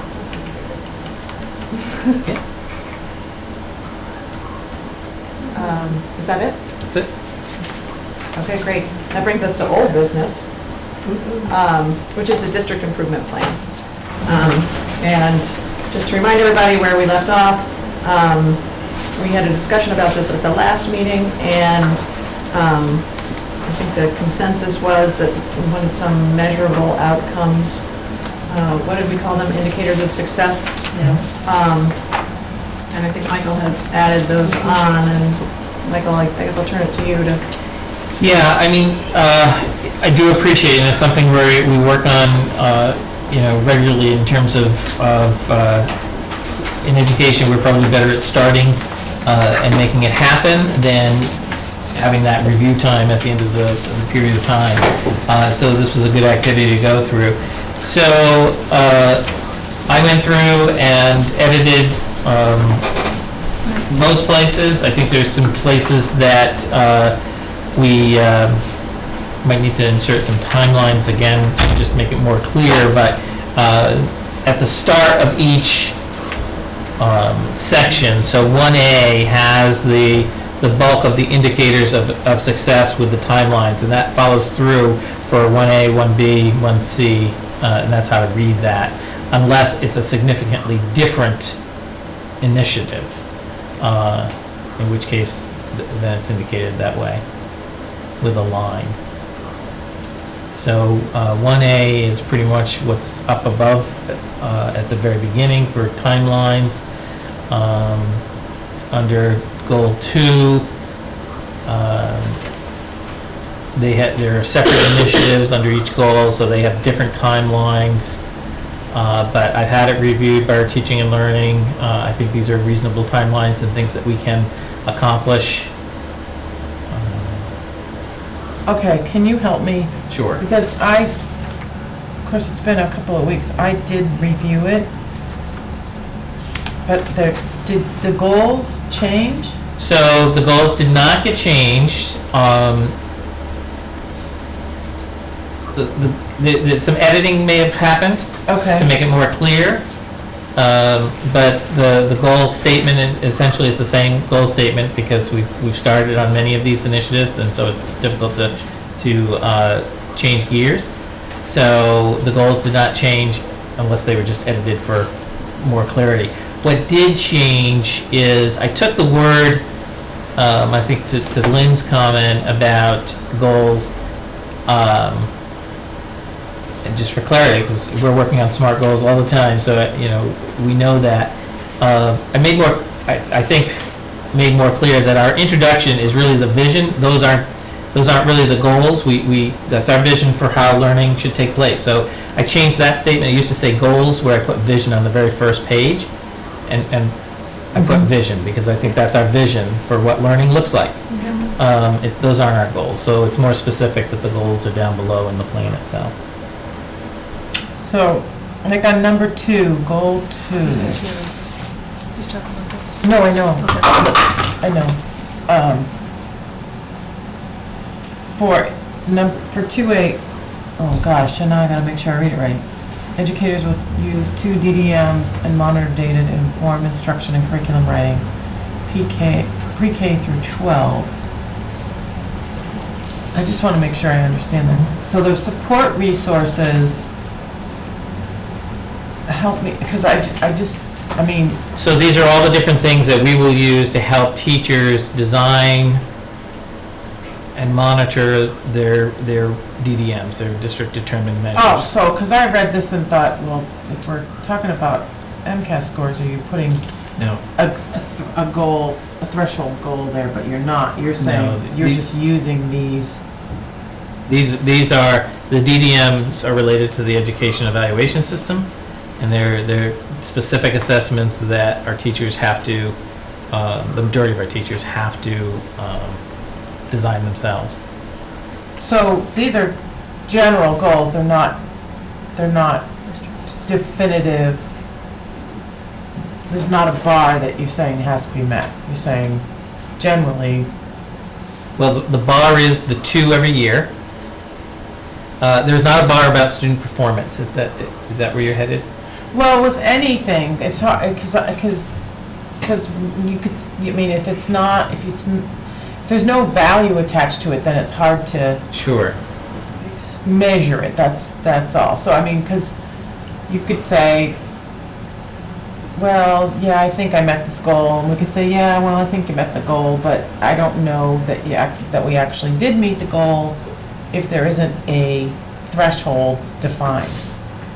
So for 2A, the threshold is that, in fact, they will use two DDMs each year during the course of those years to inform instruction and curriculum. So there would be evidence that they used them.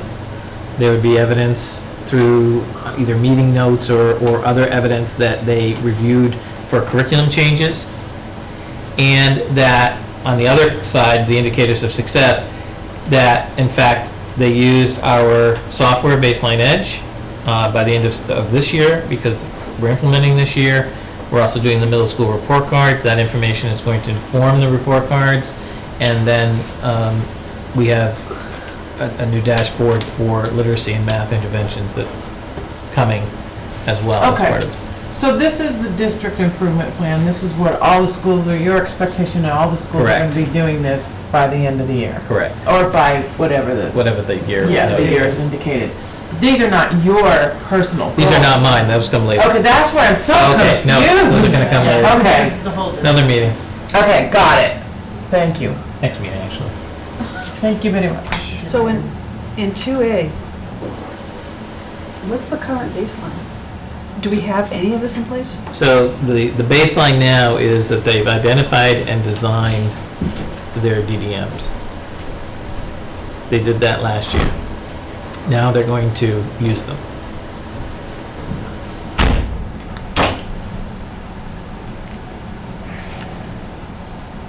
And these will show up, And record them.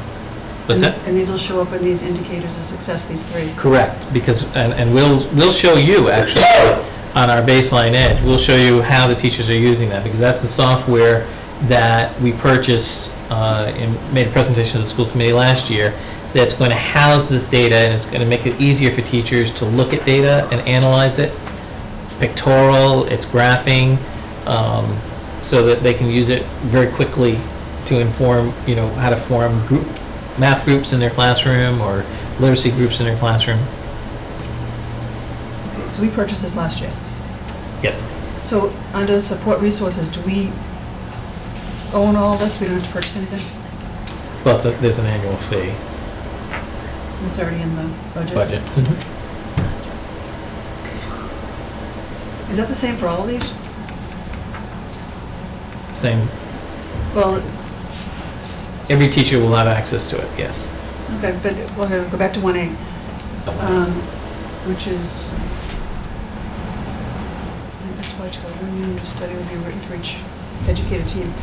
So there is no common unit of study for each grade? So, not district-wide. So in most cases, each school has, they have a common curriculum, but each school has designed units of study, and we're merging those together across the three towns, K through 8. And at the high school, we're merging them together where appropriate. So if we have something called, U.S. History 1, they're going to have the same general outline for a unit of study. Is that taking away some of their creativity and being able to teach what they love to teach? No, actually, it should add to it, because what we want is, and I think what teachers enjoy is they always, like you're talking about, a baseline. They need to have something to bounce off from. The primary audience for these units of study are new teachers to our district, so they can learn quickly what to teach. But for all teachers, it's great to have a reference point of, what do my colleagues who teach the same course expect to be taught? But how it's taught, that's me. That's my personality. That's my professional judgment. That's the exciting part of teaching is, how do you finesse it to make it interesting and engaging to kids? and then ultimately get better results than my colleague. You know? I mean, that's, I mean, A little that's competitive. Competitive is good, but you know, All in the spirit of goodness. absolutely. I have a question on 3C, Michael. Yes. Address space and use You just want to do 1 and 2 deficiencies. tonight, or do you want to go through the whole thing? Oh, do you want to go We through originally the said whole 1 and 2, but I mean, I'm fine. How, could we sort of start at the beginning and? Okay.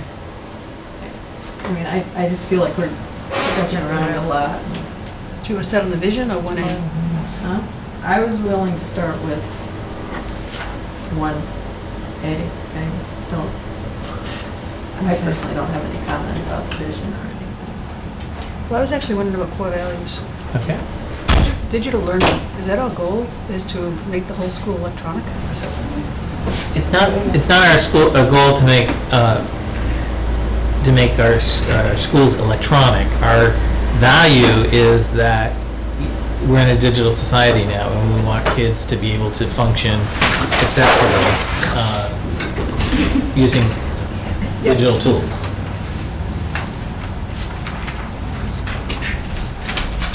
To the degree they need to. Some kids don't need to,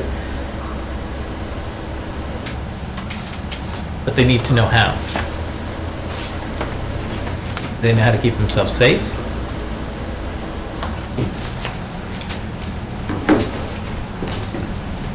Okay.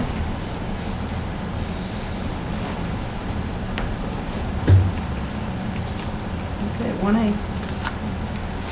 So other than changing goals to the word vision and adding the indicators of success, the rest is basically what we've already read since last year. Correct. And it's really the time for the indicators of success. There are some distinctions in editing, but I had a couple questions, and, you know, maybe we already discussed this, and we just need to nail it in. For the first goal, by June of 2019, what is CIA? curriculum instruction and assessment. Okay, thank you. It's like a little hard to evaluate this if I couldn't remember what CIA was. I guess this is just like a personal thing, but it's to me it seems sort of weird to in the goal call out Rubicon Atlas as opposed to just saying that that is the vehicle within each of the initiatives or whatever. I guess my question is, we already have that, right? We've already Right. chosen that, so never mind. There is a typo on 1B by the end of by year-end 2015 STEM educators, I believe, because first time. So it's not a typo. It's not. So that was one of the revisions. So really the focus of that particular activity is science, technology, and engineering. Okay. The mathematics was done a couple of years ago. All right. So we wanted to clarify that.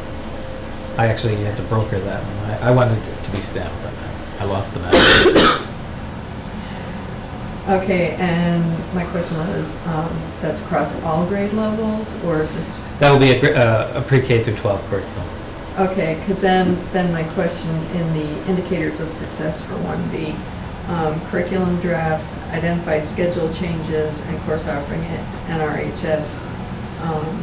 I guess curriculum draft could be across all grade levels, but the other two seem to be very high school specific. Right, so the identified schedule changes actually will be pre-K through 12 because one of the things we need to look at is how much time we're allotting to science and technology and engineering. So that's something we're going to be looking at. So we can clarify that.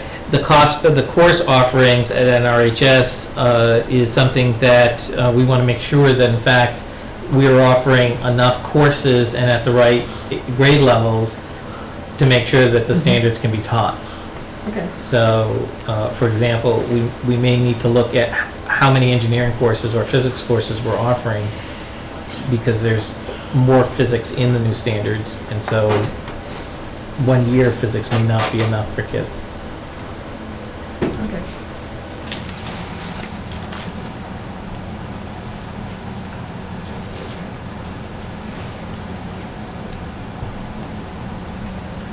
Then I was a little confused with 1C and 1D since they're two different initiatives, but then everything else across there is sort of all blended. So Right. I take it that you feel they need to be called out as two different sub-goals, but most of the activities and measures are common to both of them? Correct, they're interconnected.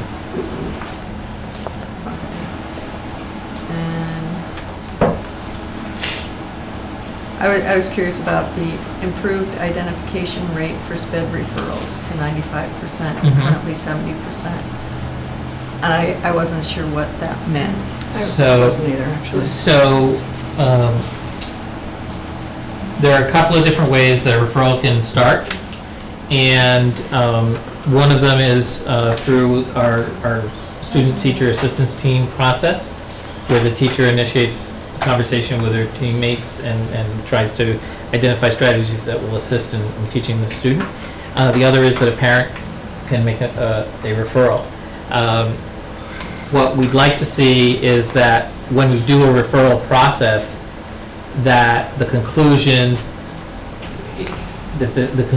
is not just that the evaluation has been done, but that we're able to actually, get feedback along the way to the kids and to the teacher.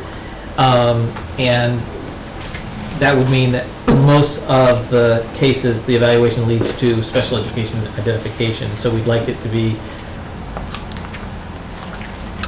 more worth our while that the evaluation means that there probably is a special education need here, instead of just doing the evaluation for the sake of getting more data that we probably already had in other places. Okay. So, in essence, you're trying to reduce the amount of testing that's going on. Correct. Which will not be a popular thing for a lot of families. So, Well, we think we've already done it in different ways. There's, as you know, there's a lot of both formal and informal assessment that goes on in classrooms already. And a lot of that should be used to instruct the teacher as to how the student can be taught better, closer to how they learn. We would like teachers to use that more than to wait for an evaluation process that oftentimes doesn't inform instruction. It's too far away from what teachers need to know and understand to be able to teach differently in the classroom. They'll inform us about how the student learns, but we, in many ways, often already have that. So doesn't that mean, in effect, that there will be a certain number of families who will feel compelled to go out and get private testing because they're going to have a harder time getting testing for No, I don't think so. diagnosed learning disabilities? I don't think so, because that can happen now anyway. I mean, Well, parents- I know it does happen now, but I mean, parents will feel like they have to do it that way because it's going to be but by harder to law, get we tested. have to test them if they requested it. by law, we do, correct. Yeah.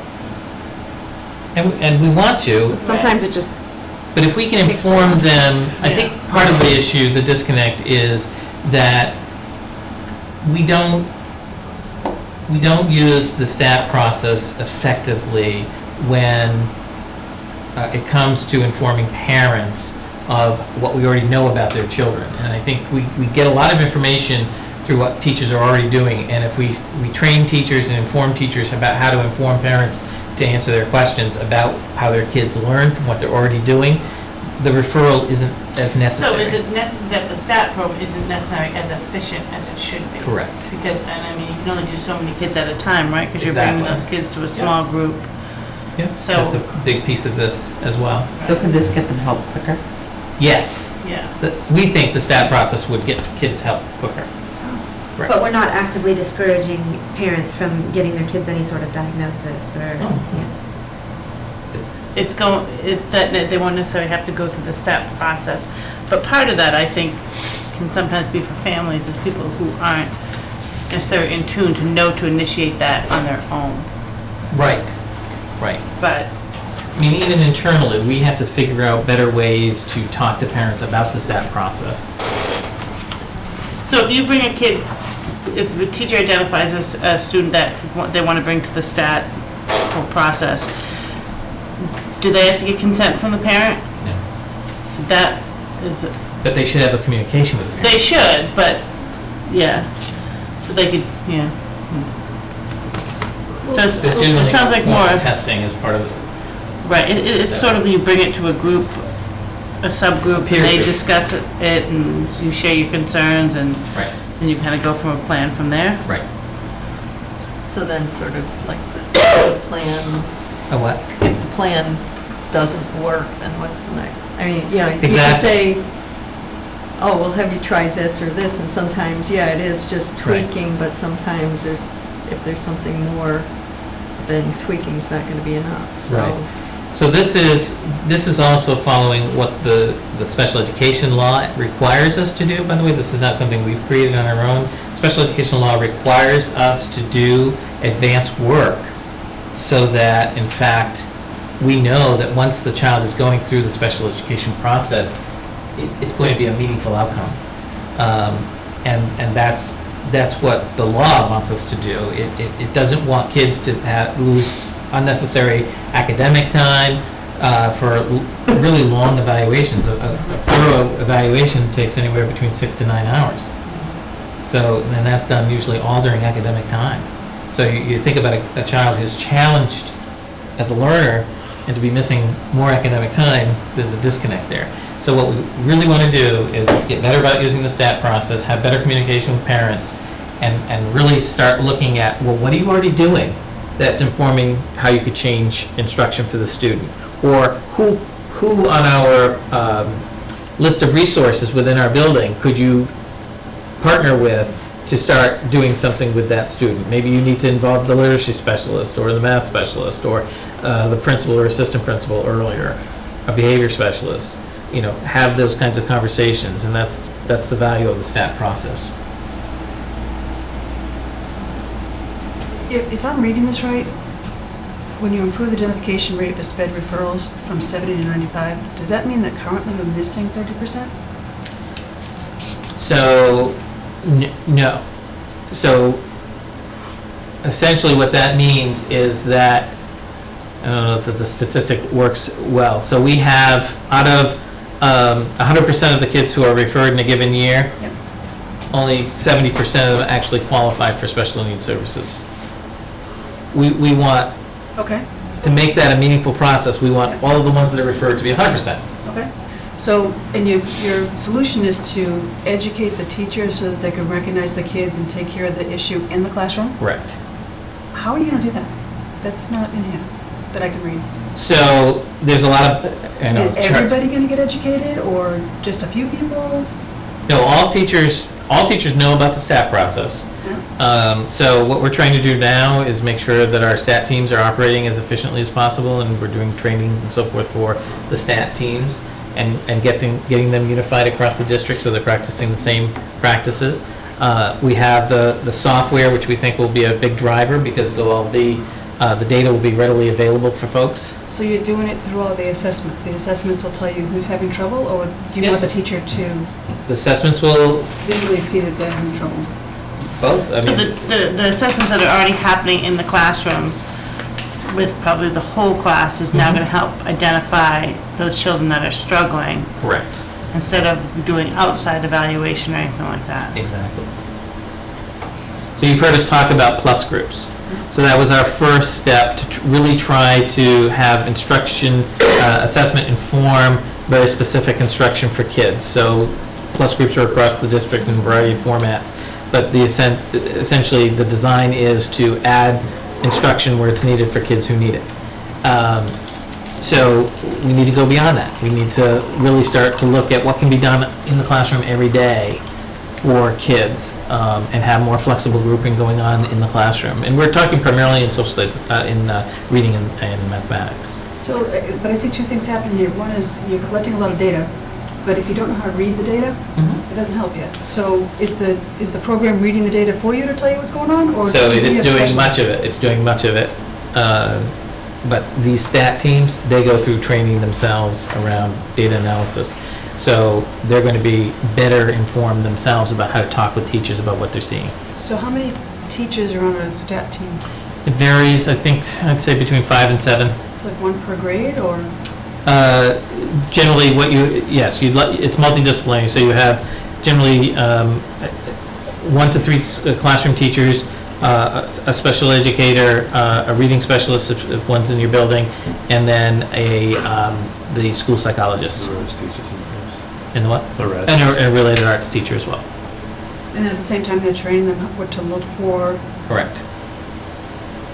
What data to look at so that they can look at it quickly. And more evenly. So this same team does all the kids for that grade span. And so instead of, one teacher just talking to another teacher and having their own ideas about how to respond, the idea of having the team is they're going to be very specific ways when they see a learner profile, they're going to say, well, this is how we want to respond. This is how we can respond and be effective.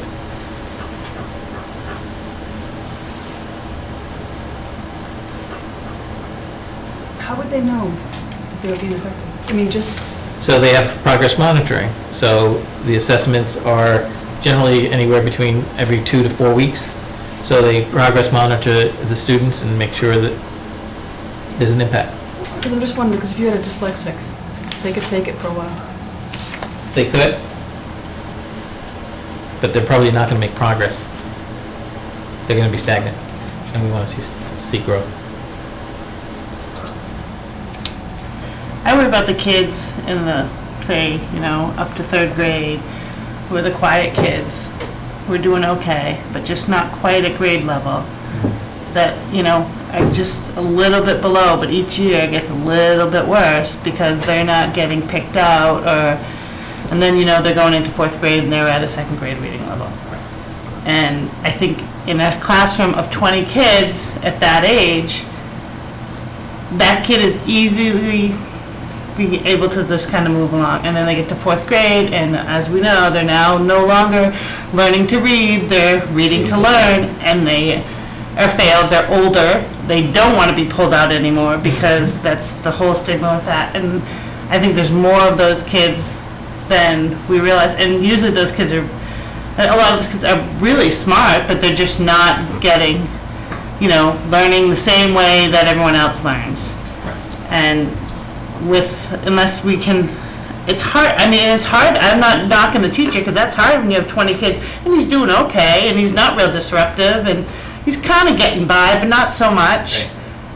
And unless you have a parent who says, you know what, I think my kid can do better, what's going on, you got to test him in this, this, and this, that kid's, floating along to 4th grade and then, Right. And then it's tough. So what we've changed is a couple of things. One is that we do the progress monitoring for all grades, all kids, 3 times a year. Mm-hmm. So and just for that particular reason, we don't want to miss anybody before 3rd grade.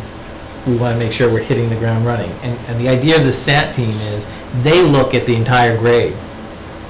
And now we're making a switch that they're suggesting who should be coming to STAT. We're not relying just on classroom teachers. So, the classroom teachers can recommend to STAT, but now we want the teams to say, okay, this is a profile of student that we really should be having greater growth, and it's not happening. They're not on your radar because, just like you said, it's not on the teacher's radar. They're worrying about the most significant need that they're seeing. So now we have the team looking at the entire grade line and saying, wait a minute, no, we've got this whole bubble of kids that aren't moving anywhere. They need special attention. It's going to be different, but they need something. And that could be a plus group that gets created for that group of kids. That could be something that can be done more in the classroom, but this team then pushes that information back out to the teachers and saying, okay, how are we going to respond to this?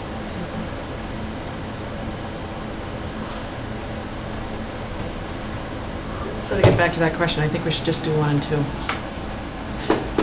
Do you want to get rid of the improved identification rate? No, Oh, that's just not. 1 and 2. Oh, okay. Gotcha. So we can move on. So actually, I have one last question. So we're actually going to see an improvement at the end of this year, end of the school year, So, for these SPED referrals? that's our goal. Excuse me. This is the first year that we're doing this type of, We have always monitored SPED referrals. This is the first time we've used it as a benchmark for a goal that's indicating that we're getting better at our stat teams.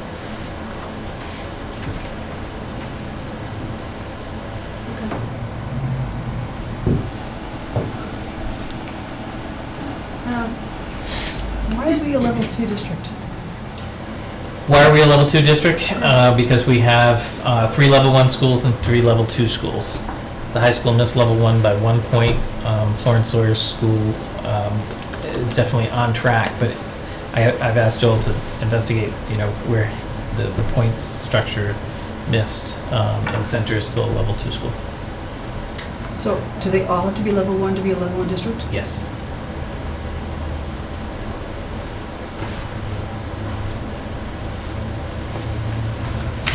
I think 80% would have been a nice number for a year, but I go to that. Probably had 100 there at one point, and what he's talking about. It's really going to leave out, but 80's good.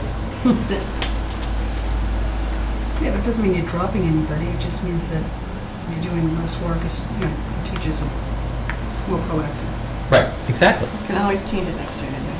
Okay, so we'll change it to 80. Any other points? Questions? Then I just had a couple questions on 2. Support resources, DART and MIA. So DART is that website I was talking about earlier around Okay. the MCAS conversation, and then MIA sessions for staff. Very so bottom. so they provide wellness sessions for our staff and other kinds of training. So What's MIA? What does that stand for? get the Massachusetts is the local insurance agency. insurance agents. So they provide a lot of different opportunities for some staff development. And then priority action steps on 2A, standards-based report cards, grades 6, 7, and 8. And then we're not planning to go into the high school with standards-based report cards, are we? So there's no discussion to change anything relative to our format for our report cards for the high school. The conversation at the high school level is going to be more about the unit planning and ensuring that we're covering the standards in our instruction. Okay. And so what parents will see more of are rubrics being used that are standards-based for scoring, writing reports, projects, etc. I that's just wanted what to I'm make sure envisioning. because I had a conversation with one teacher that said, if I have to do standards-based report cards, then that's the year I'm retiring. Yeah. A high school teacher, so. And I'd like to see her here for a while longer, so.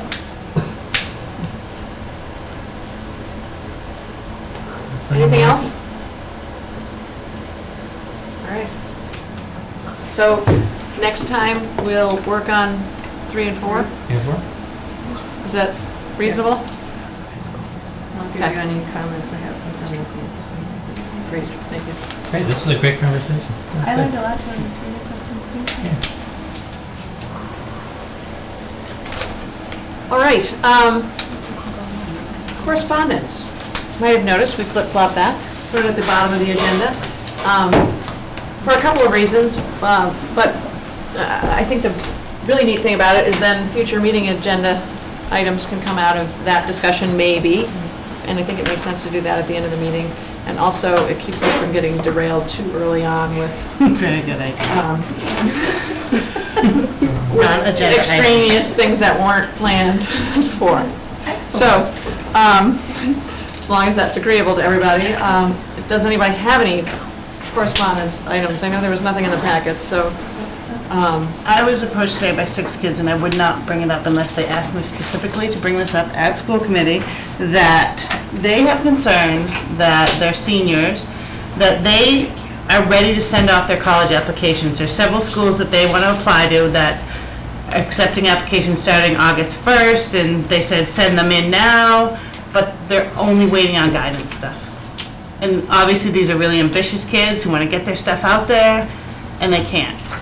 And a couple of them have older siblings and say we have a history of not being able to do that because they meet the early decision October 31st, November 1 deadline, but there's, I mean, I'm new to this, so I'm Sure. but I know that my son could send in 3 applications now too, but he can't because his guidance piece isn't done.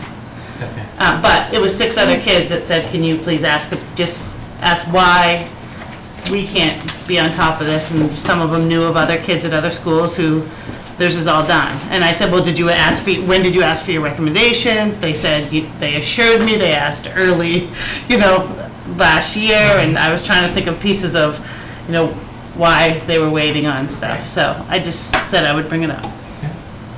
And I don't know if anyone has any history, or I know you're the expert on the. Well, I can tell you that they can submit, and then Add to it. guidance can submit their stuff when they're ready. I mean, it shouldn't hold up them hitting the button, but that doesn't address the problem. It seems to me, if I can be so bold to say, is that would be something to bring up at the school level, not at the school committee level. Does that make sense? I would agree, but I'll talk with Barry about it. It's the okay. first it's come up. I've not heard this before. So I'm kind of curious. They have days scheduled over the summer, so I don't know what's necessarily entailed and what they have to do, and I'm sure it's different guidance counselors, so I need to explore, ask the question. It's probably the recommendations that are holding it up. Yeah. And I had received a question about the distribution of the athletic fees, how that happens. Like, I mean, would all football players get all the funding, or do they sit down and distribute it? How does that happen? It's an offset of the budget. It's in our budget. It's in the it's- budget, just goes for the whole district. Right. Each team fundraises their own money. The football happens to have a really big budget because they're very successful with the golf tournament. That's why it often seems like they're getting more stuff than other kids. But I'm just saying that. But the fees don't go into any of that Yeah, stuff. athletic fees are They're separate from fundraising. They're separate for that stuff. Okay. Any other? I just had 2 supermarket conversations that Those are the best.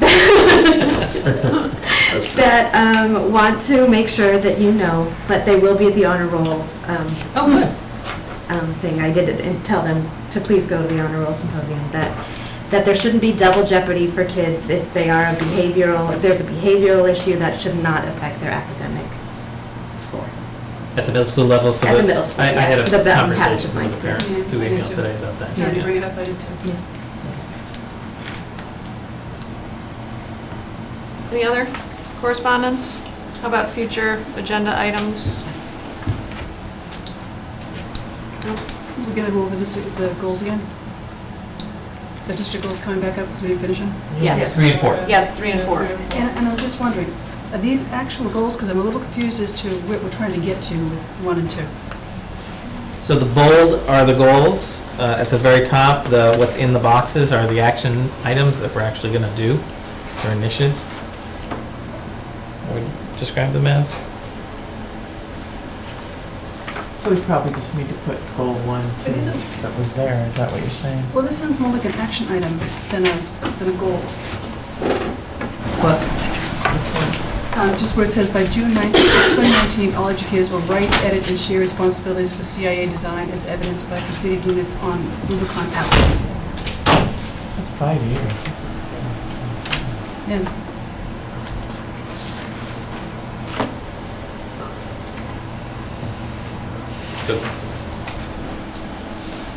Well, goals are to be measured and definitely time significant.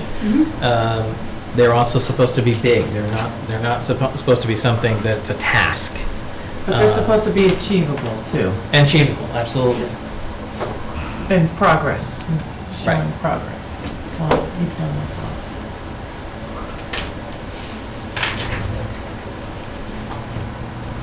Well, I think that goes back to where my comment that in a way I felt it was a little too specific by saying, it will be done with Rubicon Atlas.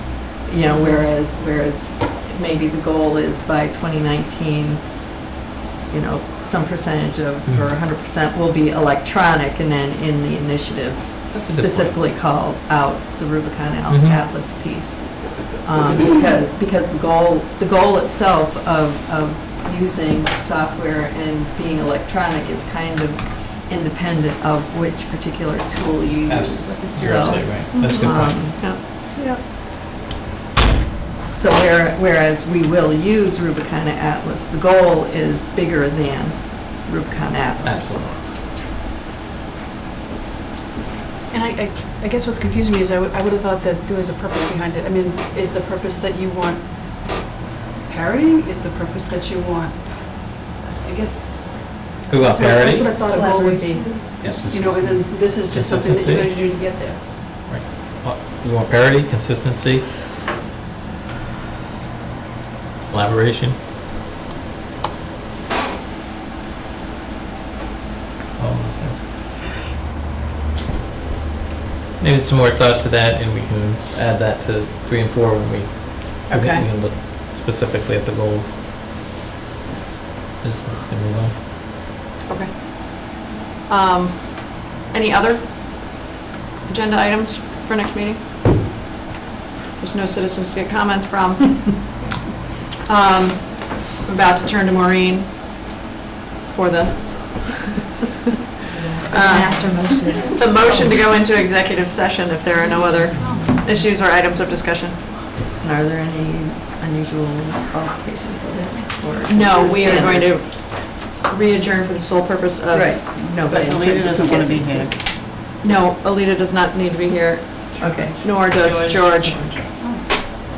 Okay, then, I move that we go into executive session for the sole purpose of discussing superintendent's compensation, and that in addition to school committee members, the executive session will include Superintendent Wood, and at the conclusion of our executive session, we will adjourn executive session and resume our normal session for the sole purpose of adjourning the normal session of the school committee, and no further business will be conducted at that time.